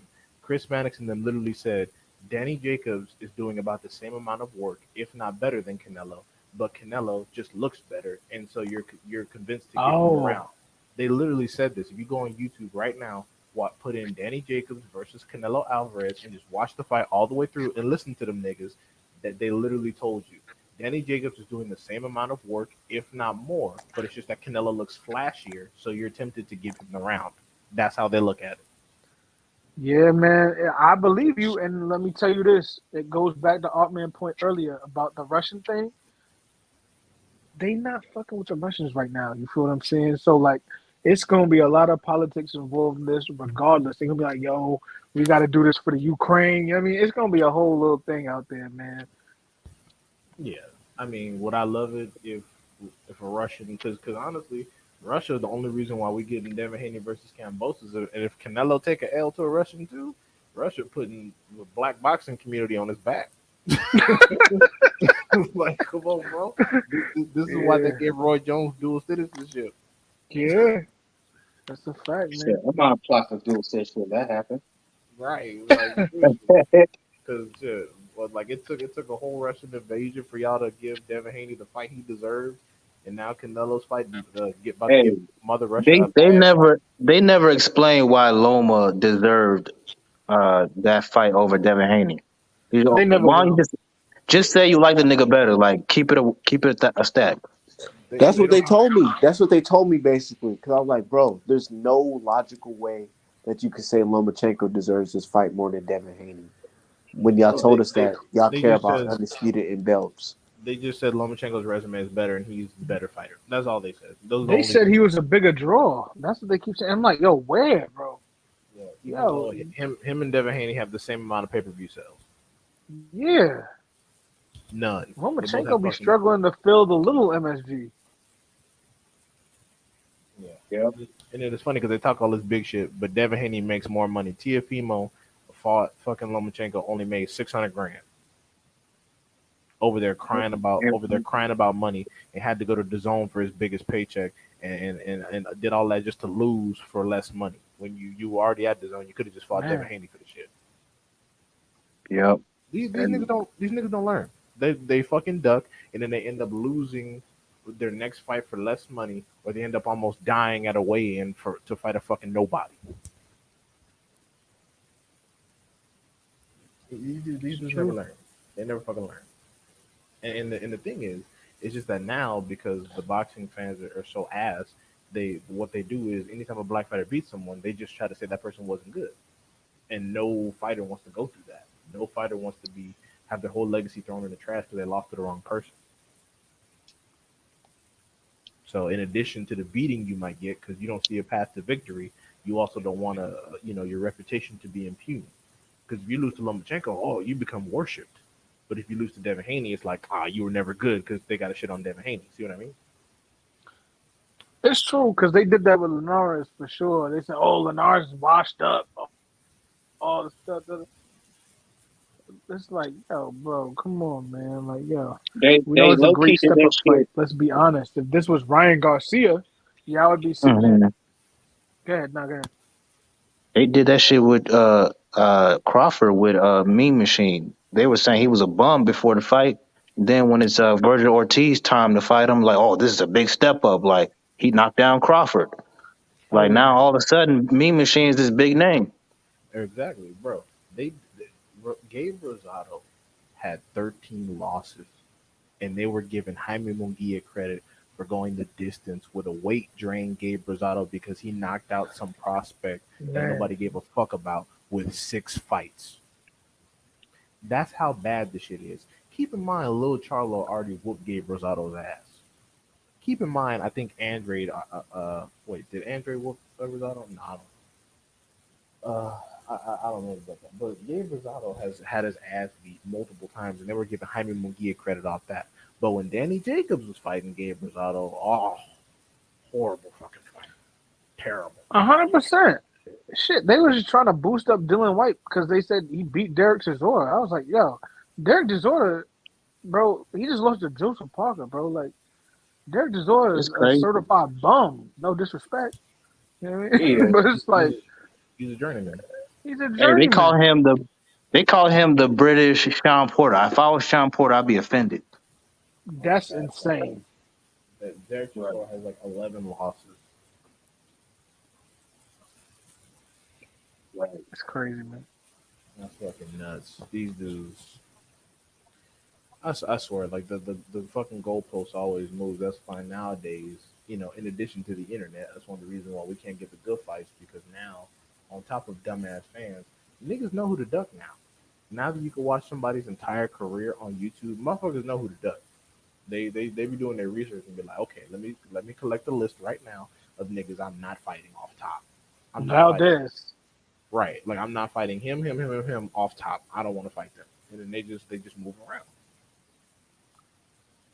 And the promotional managers and stuff like that, they do a good job of helping them. You know what I'm saying? Bob Aaron's like, oh, okay, You don't want to fight, Shakur, Keyshawn, okay, cool, you know what I'm saying? We'll put you in there with Navarrete. We'll bring him up for you, you know what I'm saying? Because it's like, we really want to get that fan base. It's like, come on, man. This sport is corrupt, man. Exactly. It's not a meritocracy, bro. Exactly. And do you think they're gonna make fucking Nakatila versus Keyshawn next? No, of course not. They're No, gonna they're gonna no, they're gonna feed Nakatila to somebody else. absolutely. Yeah. Zapata or whatever that guy name is, he gonna go over there and be like, "Here's Zapata, you can have him." Yeah, You know what I'm some saying? fucking some garbage. Exactly. They're gonna feed him to somebody who don't deserve jack shit. And Sports honestly, crazy, that's man. been top rank. Top rank, what they do is they sign all the top shelf niggas to keep them in check, to keep their fighters safe. And what they do is they use them as a security force. So like when someone is disrespectful, they say, okay, you talking shit, your next fight will be Keyshawn or one of them niggas. Oh wait, no, Mm. no, I'll behave, and then that's how they get him back in line. Because Bob Arum did that with Devin Haney with Teofimo. Teofimo was talking big shit. He said, okay, your next fight will be Devin Haney. He's like, okay, wait, Bob, hold on. We don't have to do all of that. And then he got back in line. Yeah. You think Teofimo will ever be the same, man? I mean, Yeah. he was like to me, he was never that guy in my eyes. So I Yeah. guess it doesn't really matter much to me. But he has the potential to be good. He just needs to, psychologically get himself together, refine his training habits, get back on his jab, keep his left hand up, and he can do some damage. Now he's not beating like any of the top guys, but he can definitely, do some damage and break off some decent people. Yeah, I don't think he'll ever be the same, man. His mental is all off. And on top of that, I mean, his dad, you know what I'm saying? Like, he His got real father's an idiot. custy energy, man. Yeah, Yeah, an his idiot. father. And they never going to separate. You feel what I'm saying? So it's kind of like, bro, he's doomed. You feel what I'm saying? I hate to say it. I actually don't hate to say it, but, he's just doomed, bro. Like Tiafimo's dad reminds me a lot of Angel Garcia. They're the Yes. they're the types that like if their sons wanted to separate from them, they're the types to like pull a Marvin Gaye and like shoot their ass. Hey, I want him to be the. I, I low key, I want him to go back to being the same or like start doing good again. Because that way, when Devin or Shakur, one of them knock him off, like that's a good win on their resume. I mean, he's a good one right now, but he's not gonna fight the niggas. They won't give him the credit, bro. He'll Tiafimo Well, I will mean, if lose. he gets back to his old self, they will. Let's say he gets a big win like Zepeda or something at 140. Nah. You don't If think he can beat Devin Haney, Zepeda? I think he can. Now, I'm not saying that. What I'm saying is, if he do that and then Devin Haney beats them, it'd be like, you gotta remember, it's only 2 or 3 fights from when George Kambosos knocked him off. You know what I'm saying? He's never been the same since that. They just gonna do But it. That's how they do it, man. Right? Yeah. but if Devin Haney had already knocked off Cambosis, like then that shouldn't matter. It's not gonna matter. They're not gonna give Devin Haney the respect you deserve. They're not gonna give Shakur the respect you deserve. The only person they're gonna give respect, like if Teofimo had Lomachenko. exactly, I was gonna say if Teofimo had like 4 losses, the only person they would give respect for beating him is Lomachenko because Teofimo whooped his ass. They don't. It's just like Richard Comey, fucking Man, Crawford. fuck Oh both of them. man. That nigga, bro. Teofimo Lopez and Lomachenko, these supposed to be good ass fighters. They had a fucking fight at the bubble. Nobody even gives a fuck about that shit. Yeah, Well, and they lost to fucking overwhelming underdogs. They lost to fat ass underdogs. Pretty Like, much. most people that openly claim they pick Teofimo are lying their asses off. I picked, and it's so crazy. Everybody talk shit about me. I picked Teofimo to beat Lomachenko, and I picked George Kambosos to beat Teofimo. Yeah, and I believe our man because he consistently picks underdogs in a lot of situations. Whereas me, I'm kind of more like 50-50 with it. I kind of go based on how I feel. But our man consistently picks underdogs, so that's a believable story. And I guarantee he got a lot of shit on Twitter for both those picks until they came up right. Into that game, right? But I wasn't on Twitter during the Lomachenko Teal days. Oh, okay. But I made a little bet with my homeboy, $300. hey, what do y'all think Keyshawn Davis' ceiling is? Oh yeah, I forgot Honestly, about him. Top five Keyshawn, pound for pound. Yeah, Keyshawn could pretty much do whatever. He's a 50-50 for Devin Haney right now. I think he'll fucking bully Tiafimo's ass. That'll be some damn child abuse. I And think eventually he probably will beat Devin. he I think he got more tools. I'm gonna be honest with you. Like I see more tools with him than even Devin. he might. He He just might. might, because I What mean is He Shakur. everybody's got more problem pop, with that's Devin? for I sure. like Devin a lot, man. I still feel like he's the number one. You You think think so? he? Skill wise. You think Devin is better than Shakur? I don't. Yes, Nah. I think so. I don't. I As Shakur. in, like, Look. I feel like if they were to fight, I would pick Devin Haney to win. See. Look. And See. This how I see I'd it. pick the core. This how I see it. And that's the type of fight I want to see. I'm not going to be like, oh, well, I don't want to see it. I want to see it. Yeah. See. This how I see it. I think Devin is a great fighter. He might end up being an all-time great. I think might be a generational fighter. Like, let me give you an example. Oscar De La Hoya is a great fighter, all-time great. But Floyd is a generational talent. That's how I see Dev and Shakur. Well, I the feel only you. reason I give Devin the edge in the fight is because when it comes to the veteran tactics and fighting on the Hmm. inside and being able to grab somebody and turn them, that's one area where Shakur Stevenson is incredibly uncomfortable. I know, Whoa. I know y'all criticize Hmm. Bomac for the instructions that he gave Jamel Herring to just get in there and rough him up.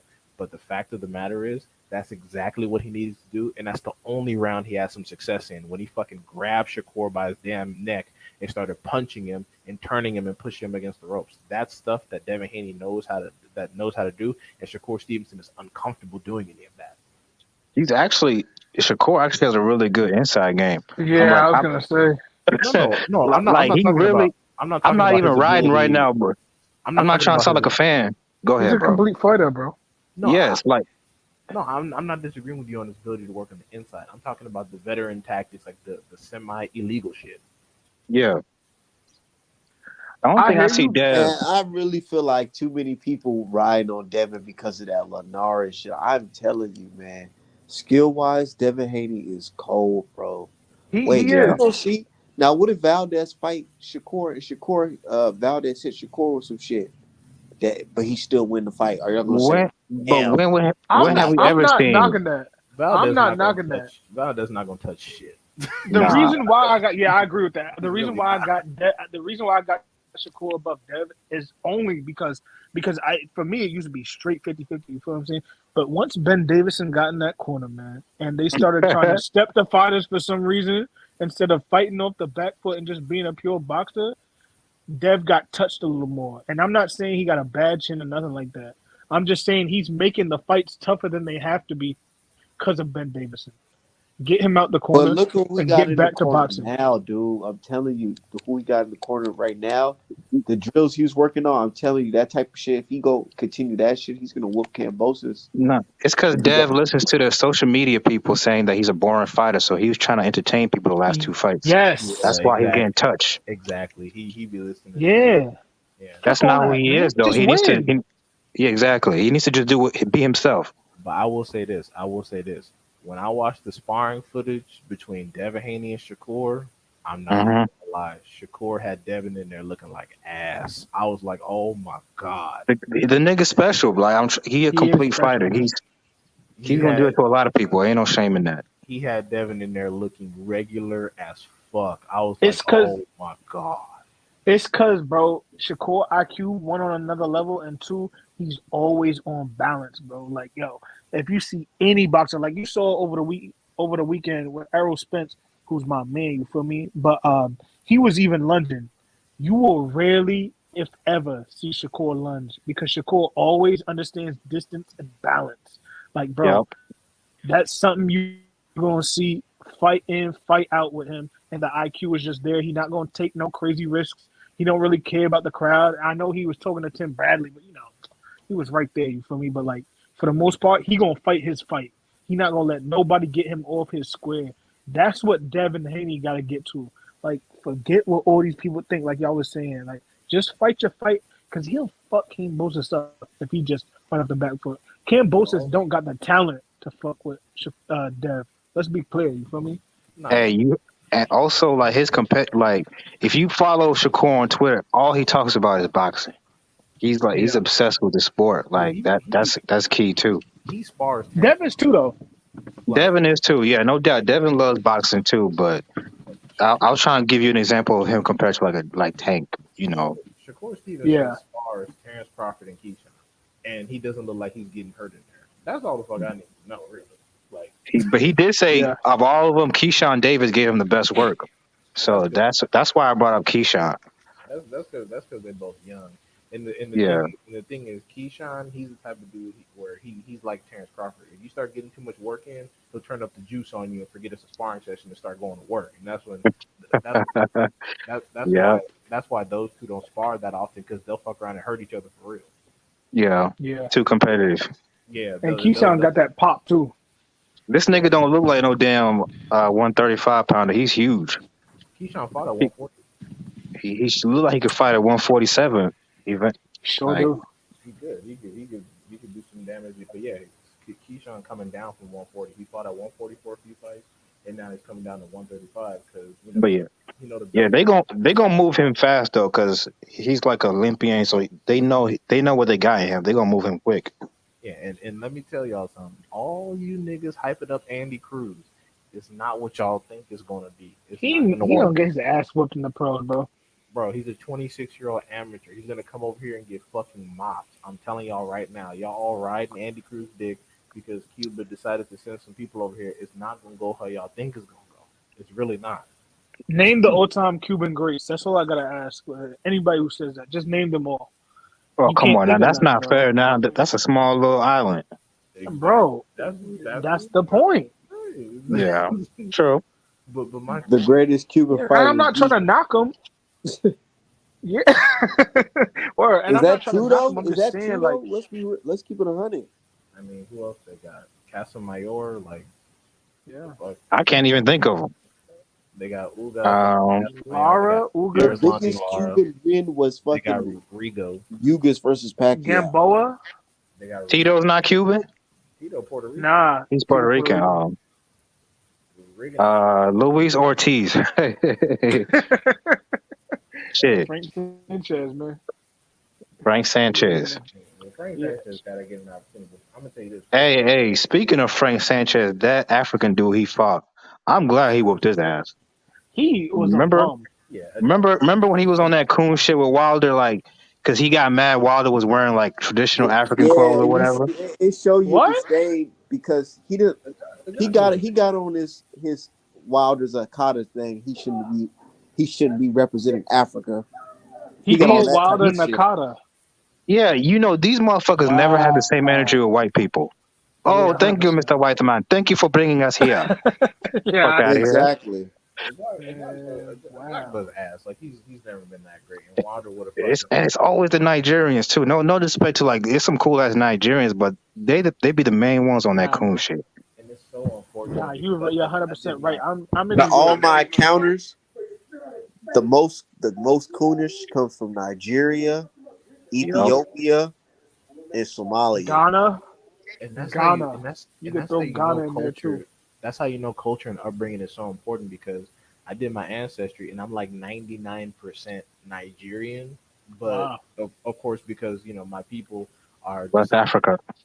yeah, my people are descendants of slavery, so I'm pretty sure we were Nigerian like before the 1700s, but I can trace my ancestry in the United States back to 1798.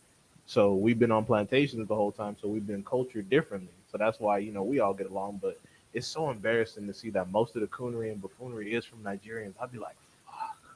Yep. I just be sitting back. You know what's crazy, though? God.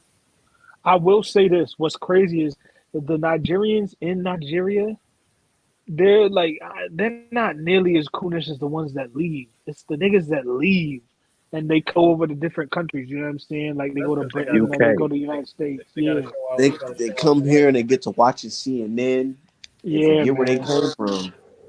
Yeah, they gotta- 1,000%. They become Trump supporters. Well, it's that thing. It's like, yo, if we all That fighting shit for the crazy. crumbs, and they're like, yo, okay, we gotta take their crumbs. So how am I do it? We're gonna throw them under the bus. So that's what they're doing with us. If you really think about it, That shit like crazy. a job of trying to get some clout off Wilder name. It sound like.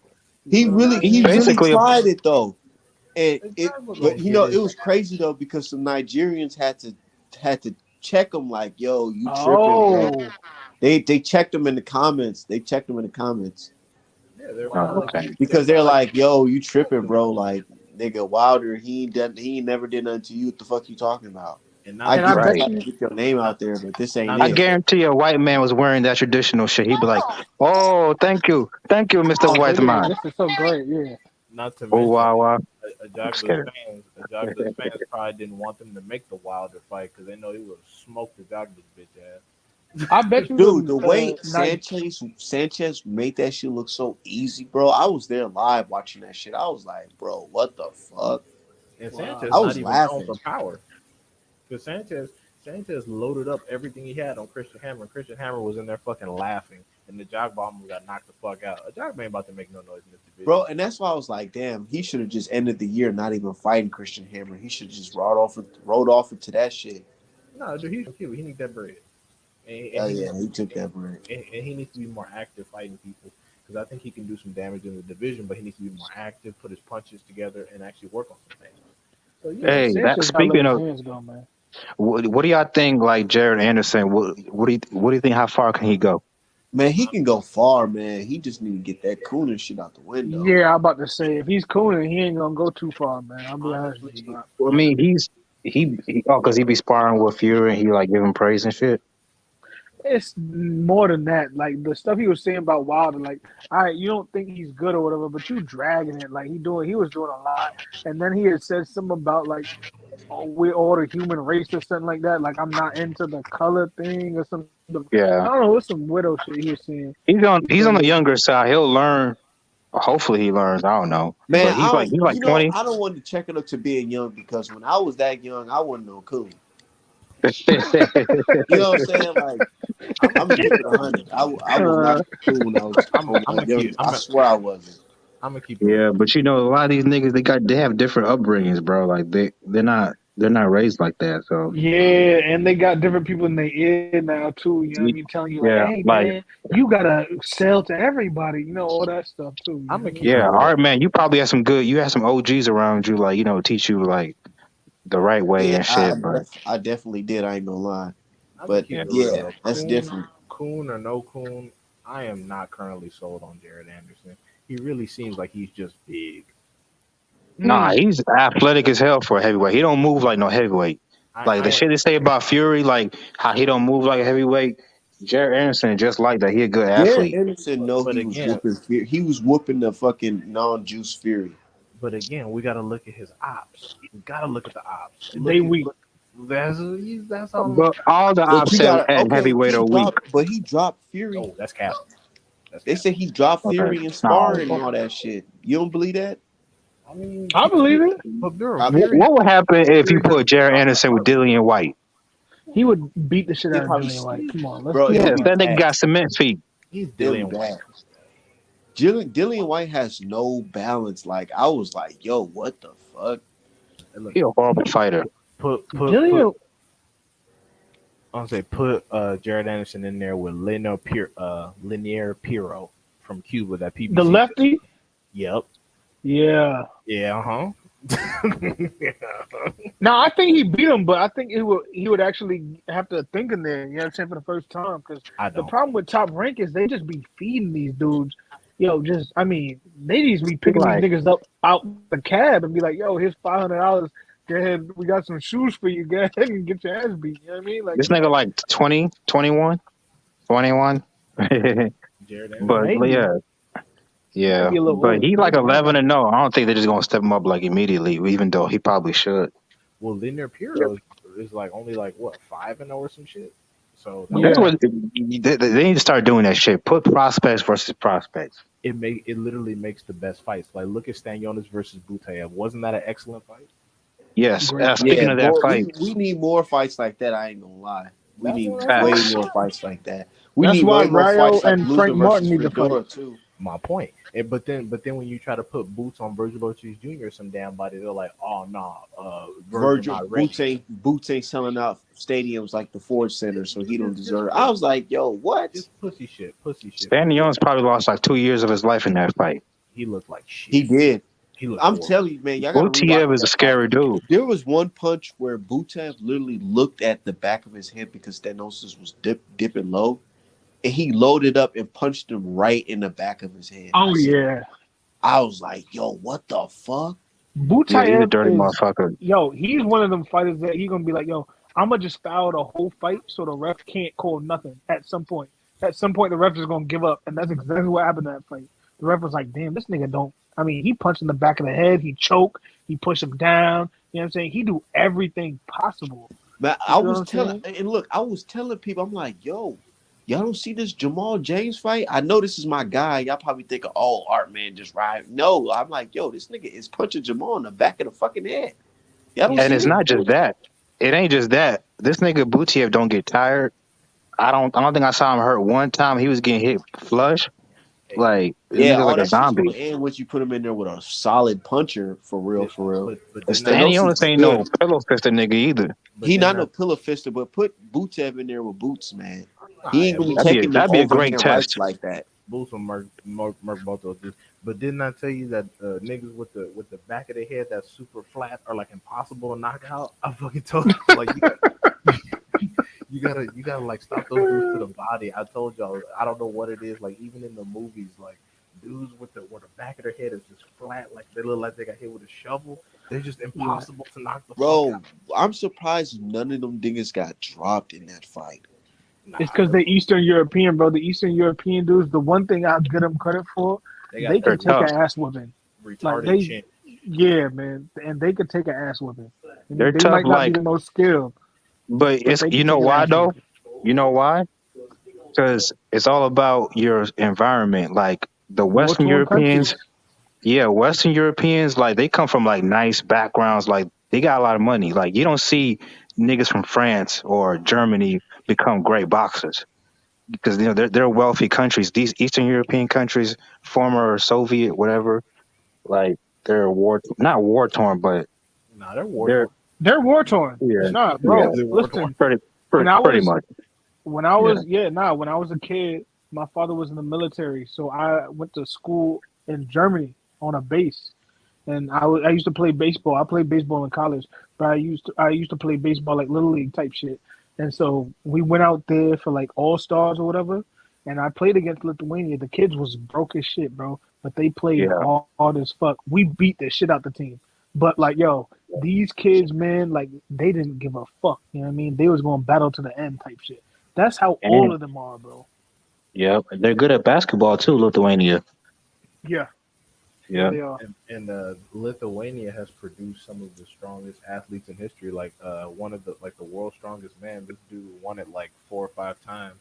His name is Zadrunas Savickas. He has like a bunch of world's strongest man Why is records. that? Where is Lithuania? Do they have like some type of nuclear plant close by?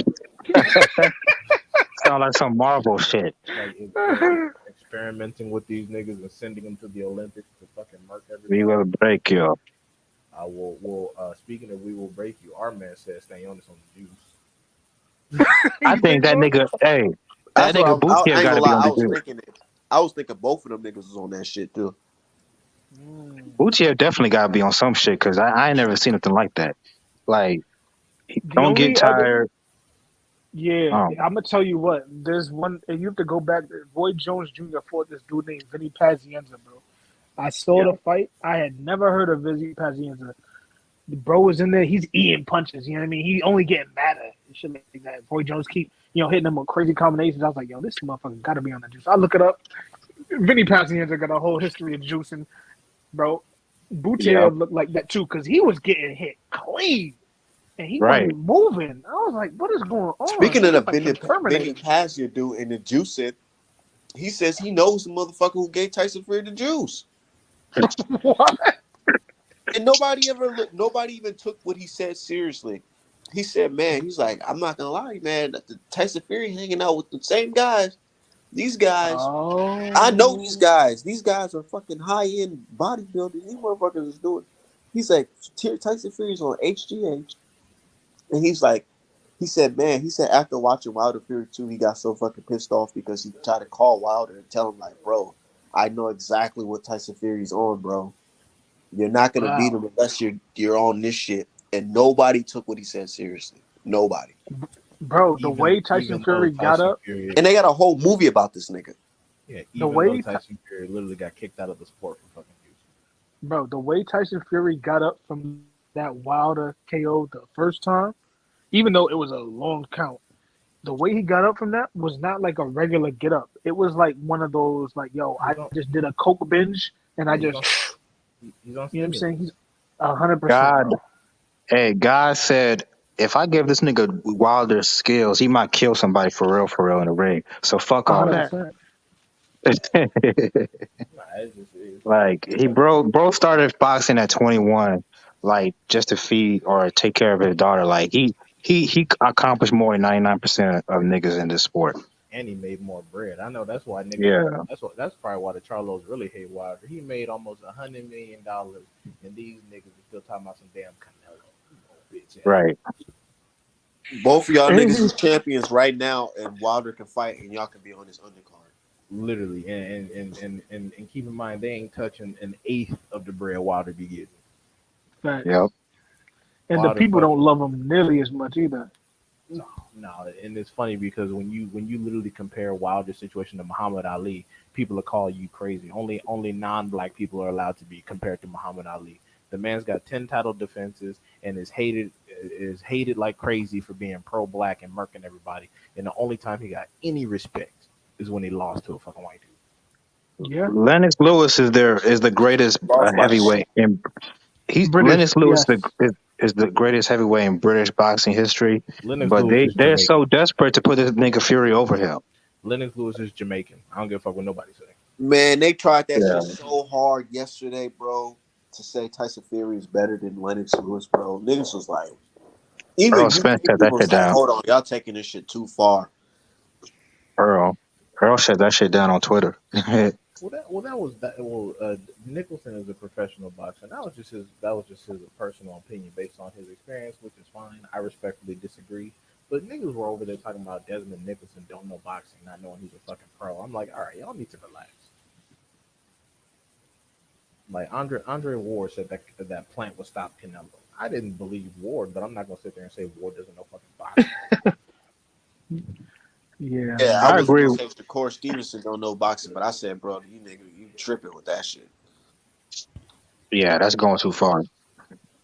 It just was OD. You feel what I'm saying? Like, because it was like multiple tweets. He kept tweeting. I was like, bro, are you held hostage or something like that? He's like, yo, Fury, yo, the greater it's an honor. I'm like, bro, what's Now, honorable about watching this type of man? He's a cheater. the one thing about Shakur though, he gonna tell you how he really feel. Like he not gonna sugarcoat. Like they got mad at him for his pound for pound list. Yeah, I saw Yeah, that. Man. You can't keep and it's funny these dudes they can't keep saying that Shakur Stevenson is Puerto Rican, but then treat him like a nigga. You can't like keep the nigga he Shakur can't even just speak tweet. He just Spanish. tweeted. He said after the fight, I want some soul food. He didn't say he wants some Puerto Rican food. Yeah, they do got some good food though, but nah, the nigga ain't.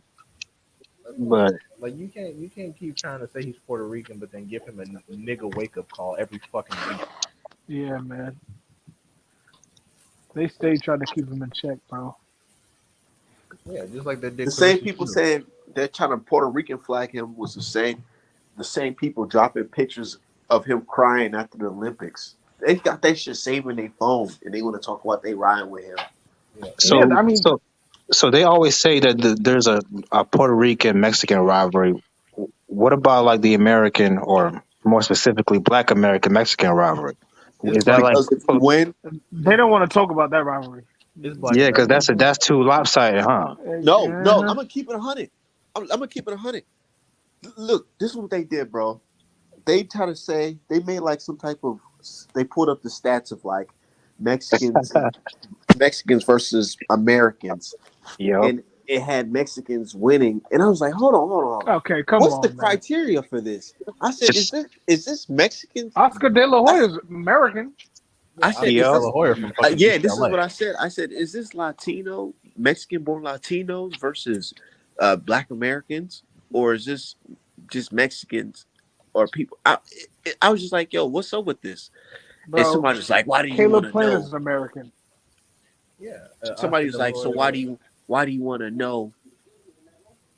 Why do you want to know who won between Mexicans and Black Americans? I'm like, bro, because that's a real life rivalry right there, and that's a good style matchup. Right. Well, it's a The rivalry. Right. fuck? It's a rivalry between It ain't no two. damn rivalry. That's like It's a saying the Patriots one-sided are rival. rivalry. Yeah, That's it's like saying the Patriots back when they had Tom Brady was rivals with the Buffalo Bills. Right. yeah, it's Ain't a no damn rivalry. That's a one-sided rivalry. yeah. We destroying the ass of the thing is they switch the criteria up every single time. Like for example, for the longest time, Erislan de Lara was a fucking Cuban, right? As soon as he loses to Mm, Canelo, he's a nigga. Yeah, exactly. Because 100%. I'm like, I be telling people, because we was telling people like, yo, He Canelo, he won that afraid to fight. fight black fighters. They be like, what are you talking about? He did fight a black fighter. He fought Laura. Right. I'm like, Okay. oh, okay. Oh, now he black. Okay, interesting. I rest my case. And they did the same thing with Ugas. For the longest time, Ugas was a Cuban dude. The moment he starts taking L's to some niggas, like the moment he starts taking L's, black See, yeah. dude. See, nah. And you notice when he was getting ready to fight Spence, he became Cuban again, right? Yeah. Easy, 100%, easy, man. easy how they do. That's crazy. Yeah, nah, the I don't got nothing against the Mexicans personally until they start, you know what I'm saying all the shit like that. Sometimes you just gotta check a nigga and put them in their place. You feel what I'm saying? Yeah, Like, And like like I'm just like, remind them gonna what's really good. look at Andy Ruiz. Is Andy Ruiz Mexican or is he American? I guess it Right. depends on, it if depends he's if he winning or winning or losing. When losing. he beat Anthony Joshua, he was Mexican. He He's was the first Mexican as fuck. Mexican heavyweight champion. You know what I'm saying? Yep, yep. But as soon as he took a L, He USA. said, Hey, speaking of Charlo for all that cooning he did, remember when he fought what's his name? Castano. After the fight, who did Canelo call? He called Castaño and congratulated Stanya. him. Yep. Yeah. Charlo was doing all that ass kissing on Canelo. He didn't call your ass though, did he? But Bro, you wanna be Mr. Oh, Deontay Wilder nigga ain't got no skills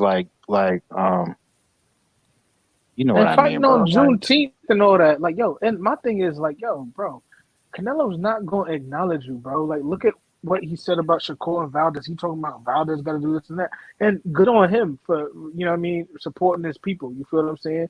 Just do Right. the same thing with us, bro. Like, very simple. It don't No. pay to do that, bro. Like, the Mexican fighters is not good enough for you to be doing all that anyway. I don't I don't think even I think understand the point. I think Maul low key like he not like that. Well, I, Nah, it's that's because Mel. Jamal got his wake up call because you remember in the beginning he yeah. tried all that all that coonery and buffoonery, but then he fought who the fuck he gonna fight? Shit. I think damn it, I'm blanking on it. Fuck, Who? I'm trying to remember, but oh no, Santano? no. He was talking all that big shit at first, but then whenever his name was mentioned in the same breath as Canelo, he saw all the fans got on his ass, and then he realized, shit, I'm gonna need my black fan base when it's time to actually try to advocate for me to have this big fight because the Canelo fans are never gonna like me. Anytime I mention with Canelo's name, I become trash, I become niggas, I become all this shit. So he learned Become early because American. yeah, because he learned early from the franchise situation. Because that's when they were shitting all over Jamal. They were shitting on him heavy. He learned early, whereas Jamel has had nothing but success. So he doesn't know yet. He still kind of think, oh well, they're gonna love me regardless, or they're gonna hate me regardless. So blah blah blah blah blah. They He were still booing him in his own city against an Argentinian. And like what do I you think that crowd was majority Mexican? like I said, he's slow as fuck. Dumb. He Bro, never. all the ass kissing, and these dudes still can't sell out nothing. They struggle with the pay per views. They can't sell out arenas, but they steady begging Mexican fans to come. Like, wake up! They're not coming, bro. It's over. You know what I Yeah, mean? Like, give it up, bro. it's not gonna happen at all. Yep. Man, I ain't gonna lie. That pay per view was supposed to be legendary. Which one? The double header? Yeah, But it's like, eh. And I mean not top rank, but PBC actually gave them pretty good fights, bro. Yeah, they gave them good ass fights before, it kind of just whittled That was out. supposed to be that was supposed to be two unifications. I ain't gonna lie, that was fucked up how they the zone Triple G did Charlo with that shit. Well, they needed to But have I want to know. Go things. back to what you said earlier on Twitter. I meant to repost it and talk about it. When you said something about so should Triple G push to fight Charlo right now? Since y'all talk about he's unifying at 40, Right. I or just did y'all said, want him to get wait and get slaughtered by Canelo? yeah, I just said I find it crazy how motherfuckers literally rather him get completely murked by fucking Juice Nello for absolutely nothing going up in weight as opposed to him just unifying the belts with Charlo right now. And especially considering y'all say that Charlo needs to fight somebody and a lot of y'all are picking Triple G to still win. Why would you want to put Triple G in a situation where he just automatically gets fucking folded? That's not entertaining. And y'all not asking no fucking questions. So y'all expect Triple G Canelo to come back down to motherfucking 168? Nah, Triple G gonna come off the straps at 160, move up to 168, and get the living shit beat out of him. That's what they want to see. They want to see these fucking massacres, and I'm like, that's just not Yep. entertaining, bro. But they want that because they're gonna then say after he do that, they're like, look, that's why I told you the first fight and the second fight, Canelo won. I told you it Yeah, wasn't the shit close the whole exactly. time.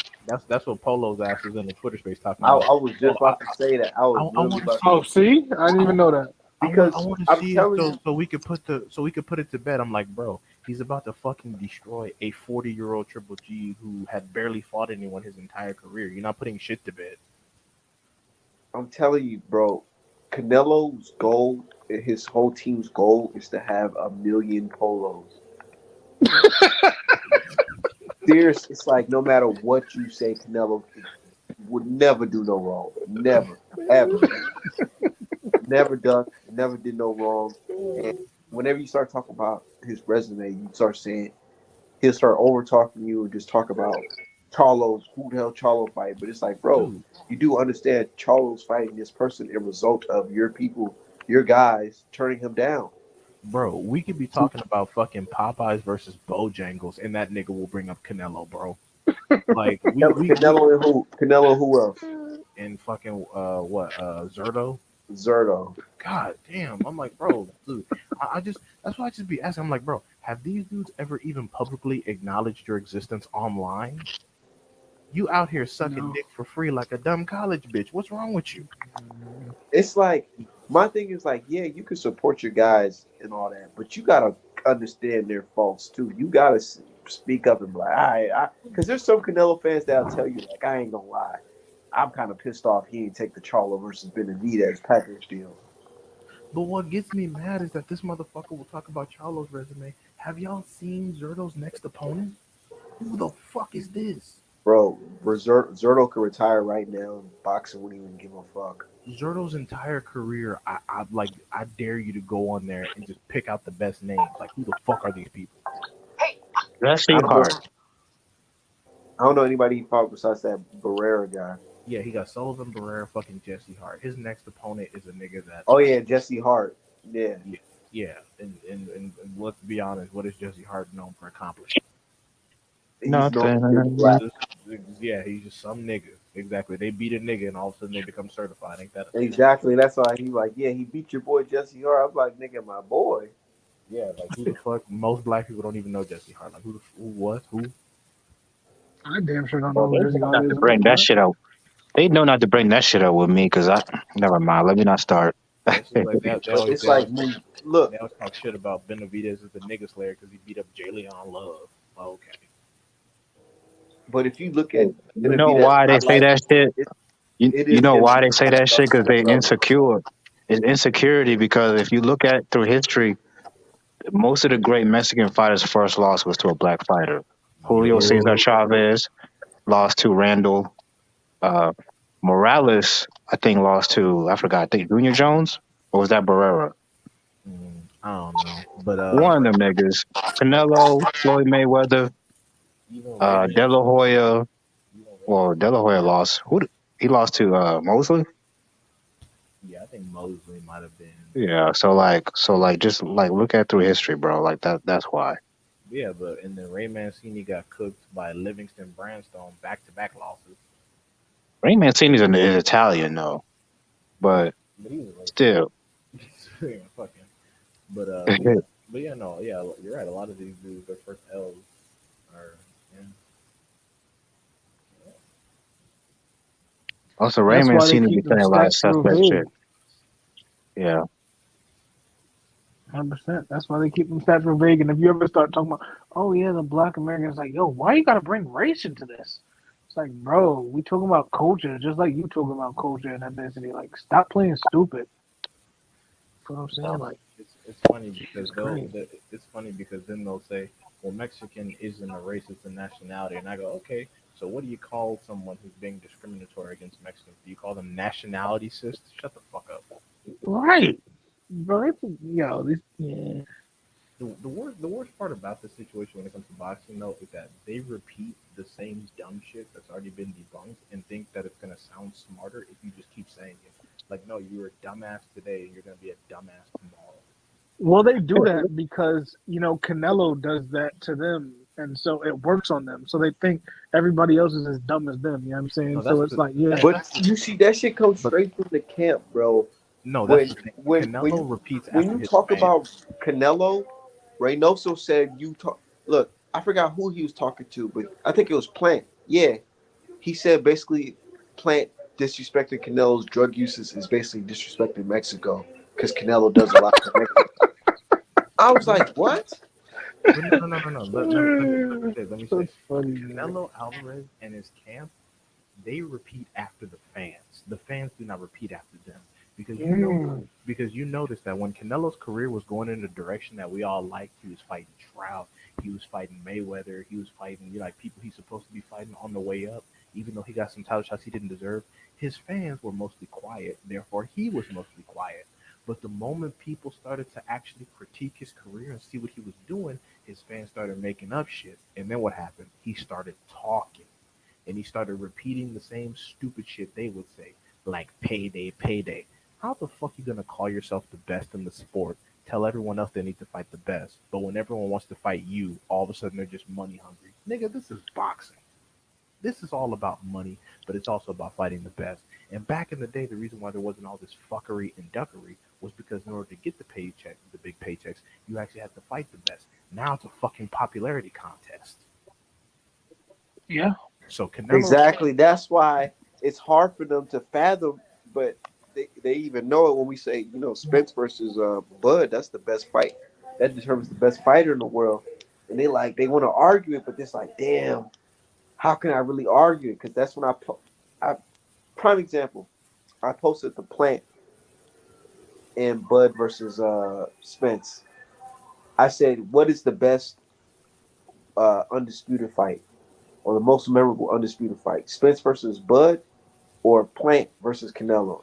And they had no choice but to say motherfucking Spence versus Bud because they know who the guys Canelo's fighting. They're not on his type of level. And it's not because he's just so good. It's just because the guys he's fighting are not fucking good at all. they can't Hey, they can't even Paul, pick Paul, three notables from Plant's fucking resume. They can't. We haven't fought no goddamn fight. yeah, Paulie Malignaggi, whatever the fuck that nigga name is, Malignaggi.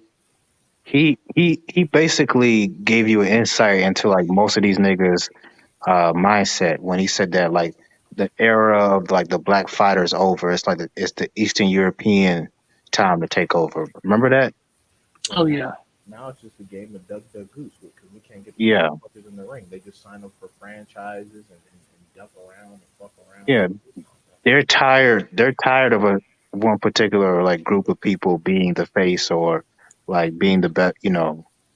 It's Like like the doing Great White Hype. They said, man, we tired. The fans have grown tired of these big black motherfuckers beating up on each other and beating up other yeah, women. And you know yeah. what I Let these other groups get some shine. and you know what I always say. I always say get good. Just get good because that's why I respect Cuban fighters so much because they don't give a fuck who you are. They don't care about the strength or the speed or their knockout ratios or nothing. Cubans will fight anybody. That's why I like them. Like they don't really duck a whole lot of smoke. They'll take their beatings. these other fighters are starting to like move around and shuck and jive and all this bullshit. I'm just like, bro, You see it. You see, like I said, man. Back in the day, even though it'll be hard to give black fighters opportunities, at the end of the day, they'll still give them the opportunity to get that title shot. But these days, they don't even give you the title shot at all, like to prove yourself, and the no worst matter part, who you be. and the worst part Hey, is they'll have did dudes, they'll have dudes as the fucking underdog. They're like, oh, Triple G washes Charlo. Oh, Canelo washes Charlo. Okay, cool. Then make the fucking fight. Oh, nah, we can't make the fight. It's like, get the fuck out of That's how it is, man. It's like how do you win when you got the media and the fans spinning the same narrative, and you only got a couple handful of motherfuckers like us saying otherwise. That's why the fans keep repeating themselves because they know that the media and the fighters are starting to repeat their bullshit. They're definitely talking to them. Did you notice that all the And talk, you know how you know it's real? Cause fucking what's his name? Ortiz said they trying to get a payday off of him. right? This nigga fighting out of Grand Prairie. Like, get the fuck out of here, bro. Out of Grand Prairie, and I used to live there, and I'm gonna keep it 100 with you guys.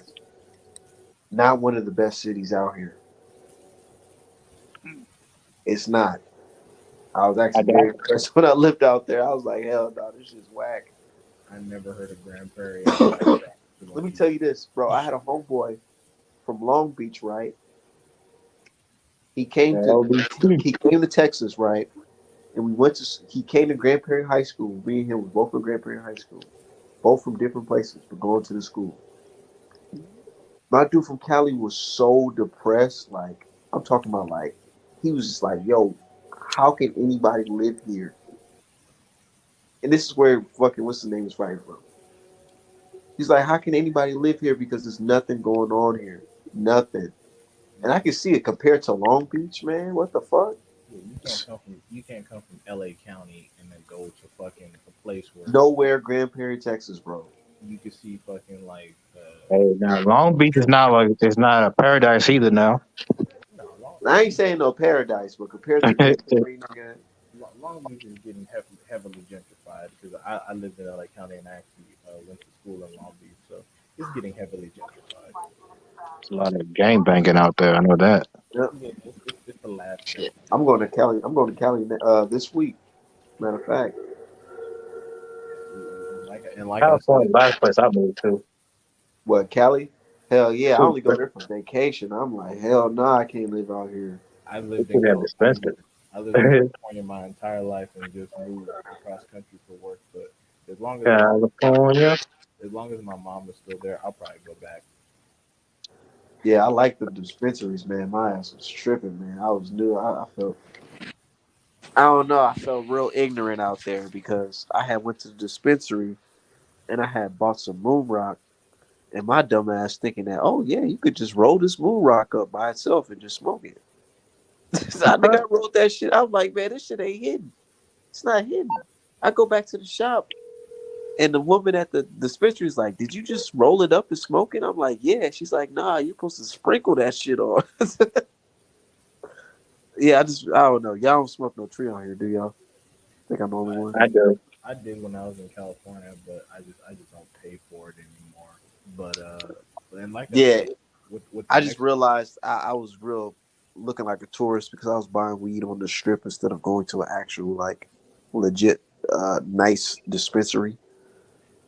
and also with the Mexican food, like I said, you can't be going to the nice areas. You gotta go to where there might be some gang activity if you want to get some good Mexican Yeah, I think that's true, D Hop, because food. You the can't. the restaurant we went to showed they had a lot of pale faces in it. Yeah, you That's can't. facts. Them taco trucks would be on point. I went Exactly. to this spot called Red's Tacos.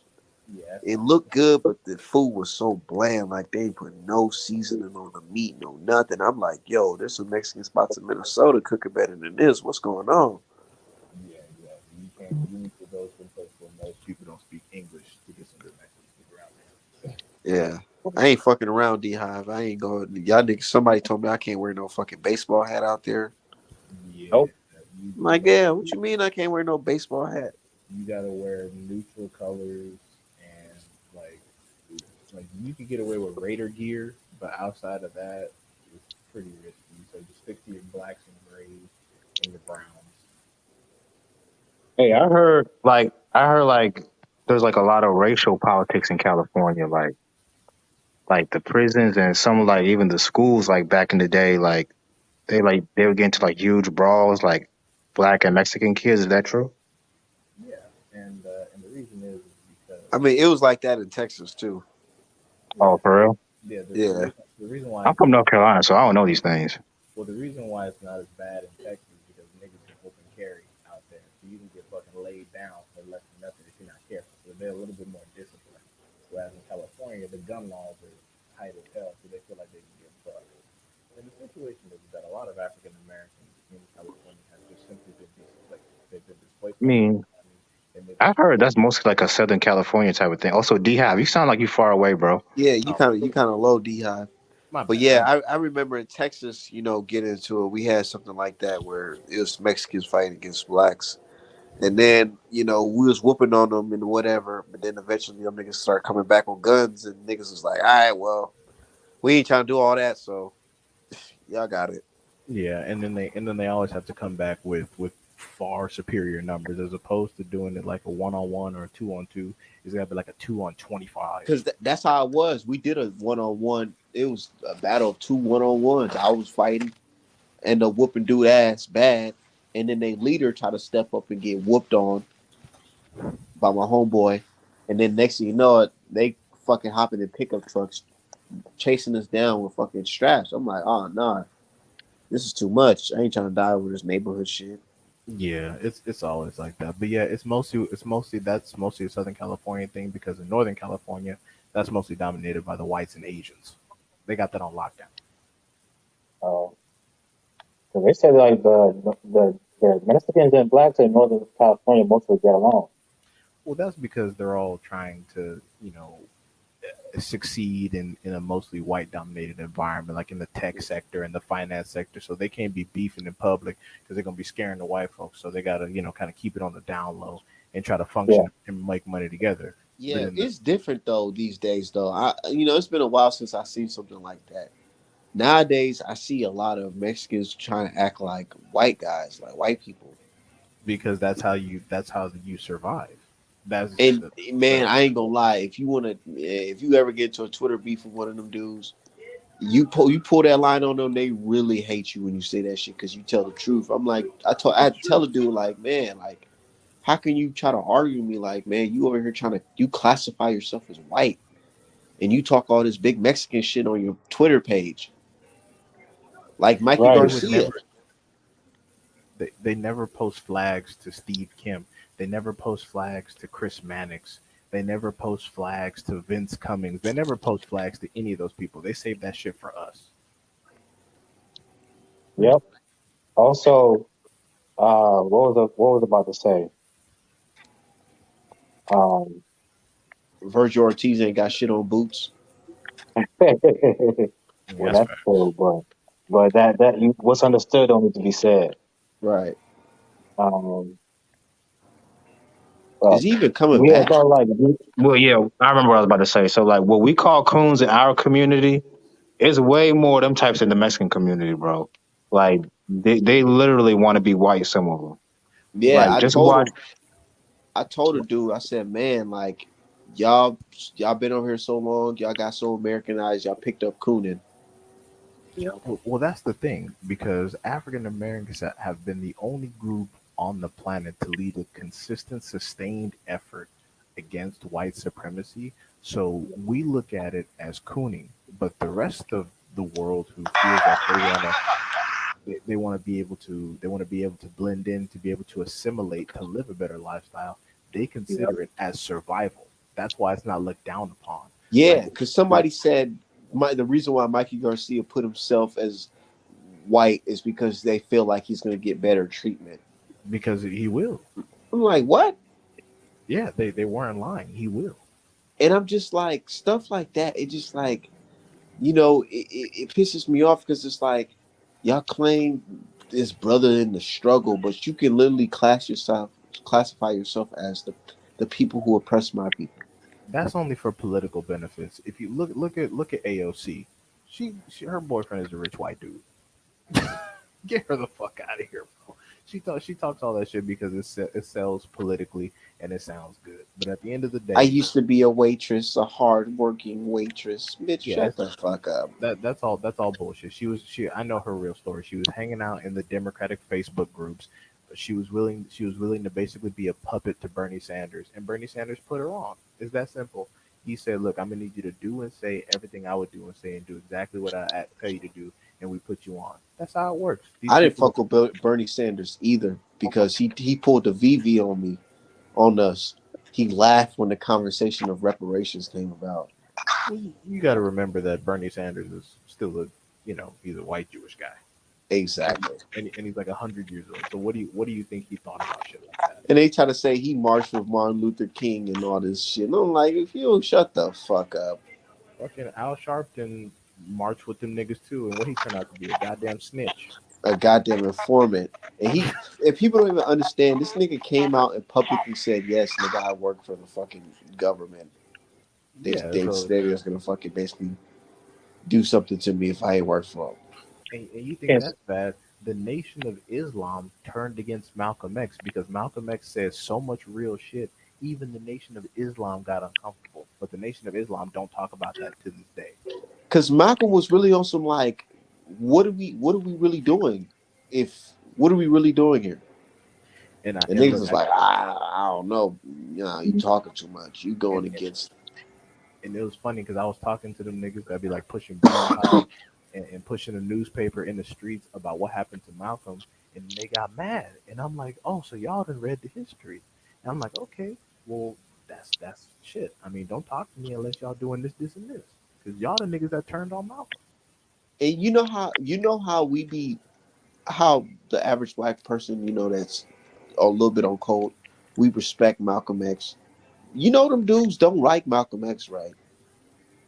No, they don't. And keep in mind, I'm not saying that the Nation of Islam was responsible for his death. I know the government was heavily involved. All I'm saying is there's a reason before his death, Malcolm X left the nation and then he ended up dead. That's all I'm saying. That's all I'm trying to Man, they said the alleged killer fucking lived in New Jersey. Everybody knew who he was. He was even in the Cory Booker commercial, campaign commercial. say. Like I said, I know the government was heavily involved, but all I'm saying is the moment he started beefing with the Nation of Islam, the nigga ended up dead. That's all I'm saying. Yeah, of course. That's just I don't know. That's just wild, man. Like and stuff like that. Like it's hard, dude. I ain't gonna It's lie. Like I put Nipsey and Malcolm up put up in the same category as just influential black people who was really about what they said, and they end up going out damn near the same way. Well, I mean, look at the niggas on boxing Twitter. They'll flex and poke their chests out at us, but when they're doing like a major space or other people are coming on, they'll put on their best respectful voice and, They and, put and on be their all virtual nice. suit and tie. Right. And then it's funny because they'll talk all this big shit about how I'm really about it. Meanwhile, their communities are ran by the police.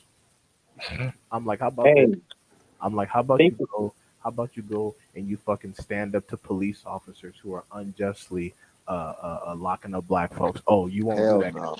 Yeah, I'm like, you won't do that because it's scary. There's actual risk involved. But poking your chest out at another black person, you feel like you can have some power in that situation. It's not even not. It's just they don't poke their chest out with other groups on a social platform. They poke it out with us. Yeah, yeah. They'll go ahead and have weird dudes like Vivi and Polo and give them platforms, but we're the dudes that are weird. I'm hey, like, that dude y'all interact with on Twitter, VV, that's a nigga? he's Hell a Like, no. he's it's a a man? he's a gay It's white a dude. he's a LGBT um, fan who really likes Shakur Stevenson in a ways that me and you can't comprehend. He's an 18 Wow. he's an 18-year Yeah, old white boy, and they give that dude more space to speak and claim he knows boxing. Unbelievable. they be having him in black spaces, look, they had him in a space one time when they were coming at me, and there was a group full of black people in the space, and I asked him. I said the very first thing because he wanted to ask me a question. I said, "Fuck your question. Answer my question. Are you for reparations for Black American people?" This nigga started laughing. And keep in mind, he thinks that Jaime Munguia beats Jamal Charlo, and they keep telling me that he knows boxing.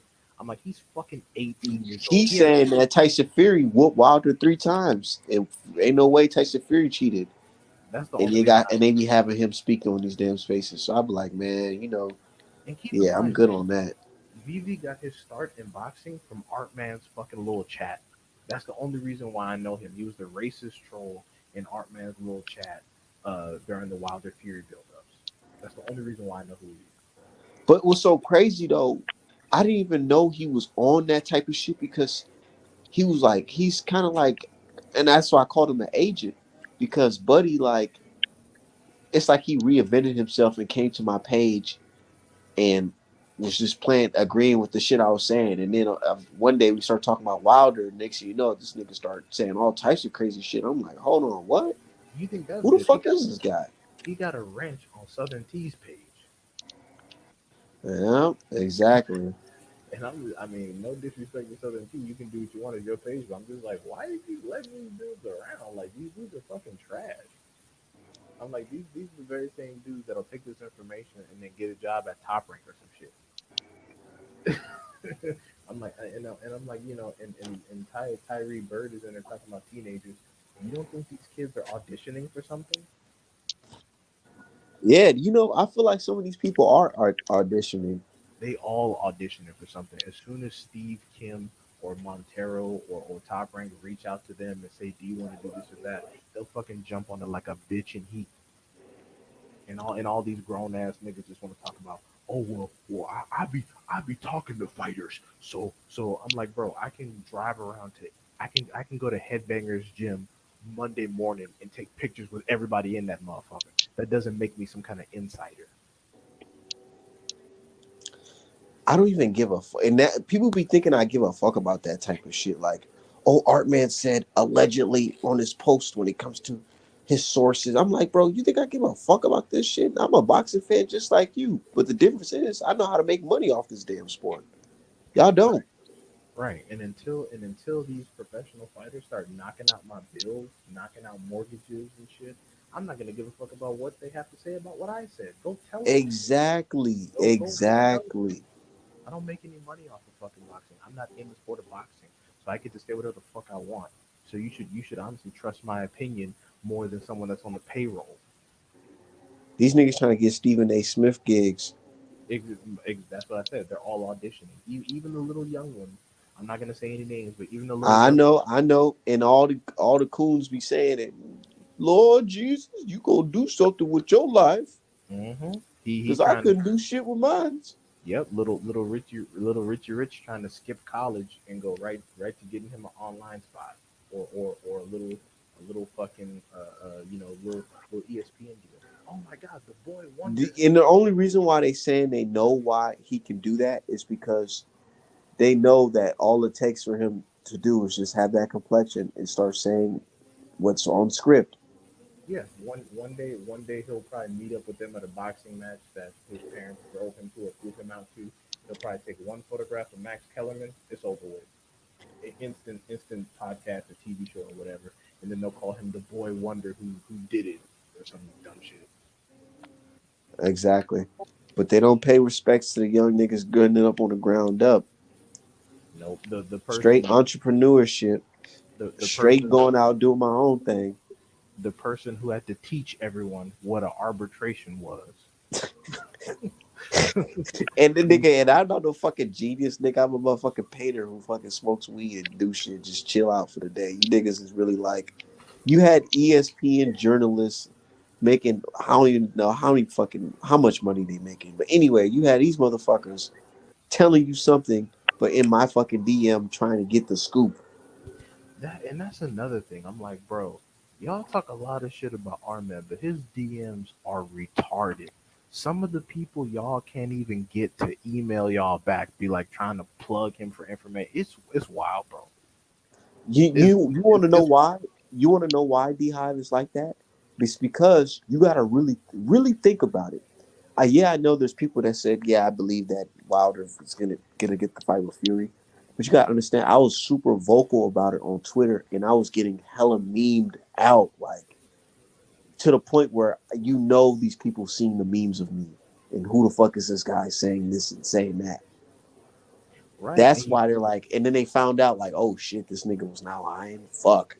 And you know what's funny? And you know what's funny? The day you were telling me that people were making memes about me, two fucking journalists, one from the New York Times, started following my page. I was like, oh shit.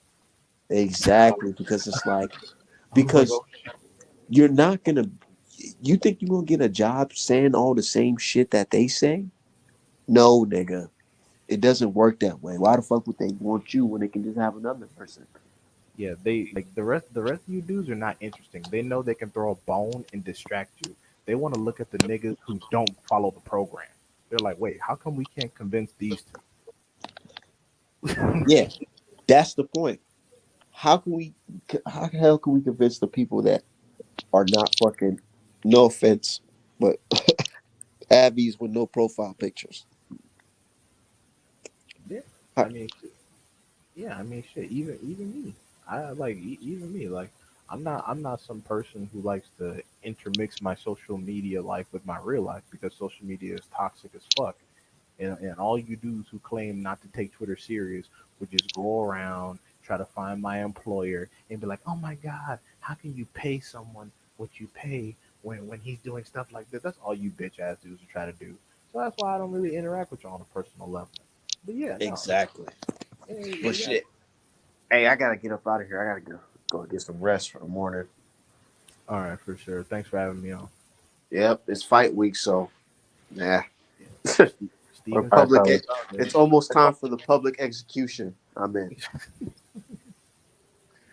So yeah. All right. All right, "All but right, y'all stay safe, man. y'all have a good one." Yep.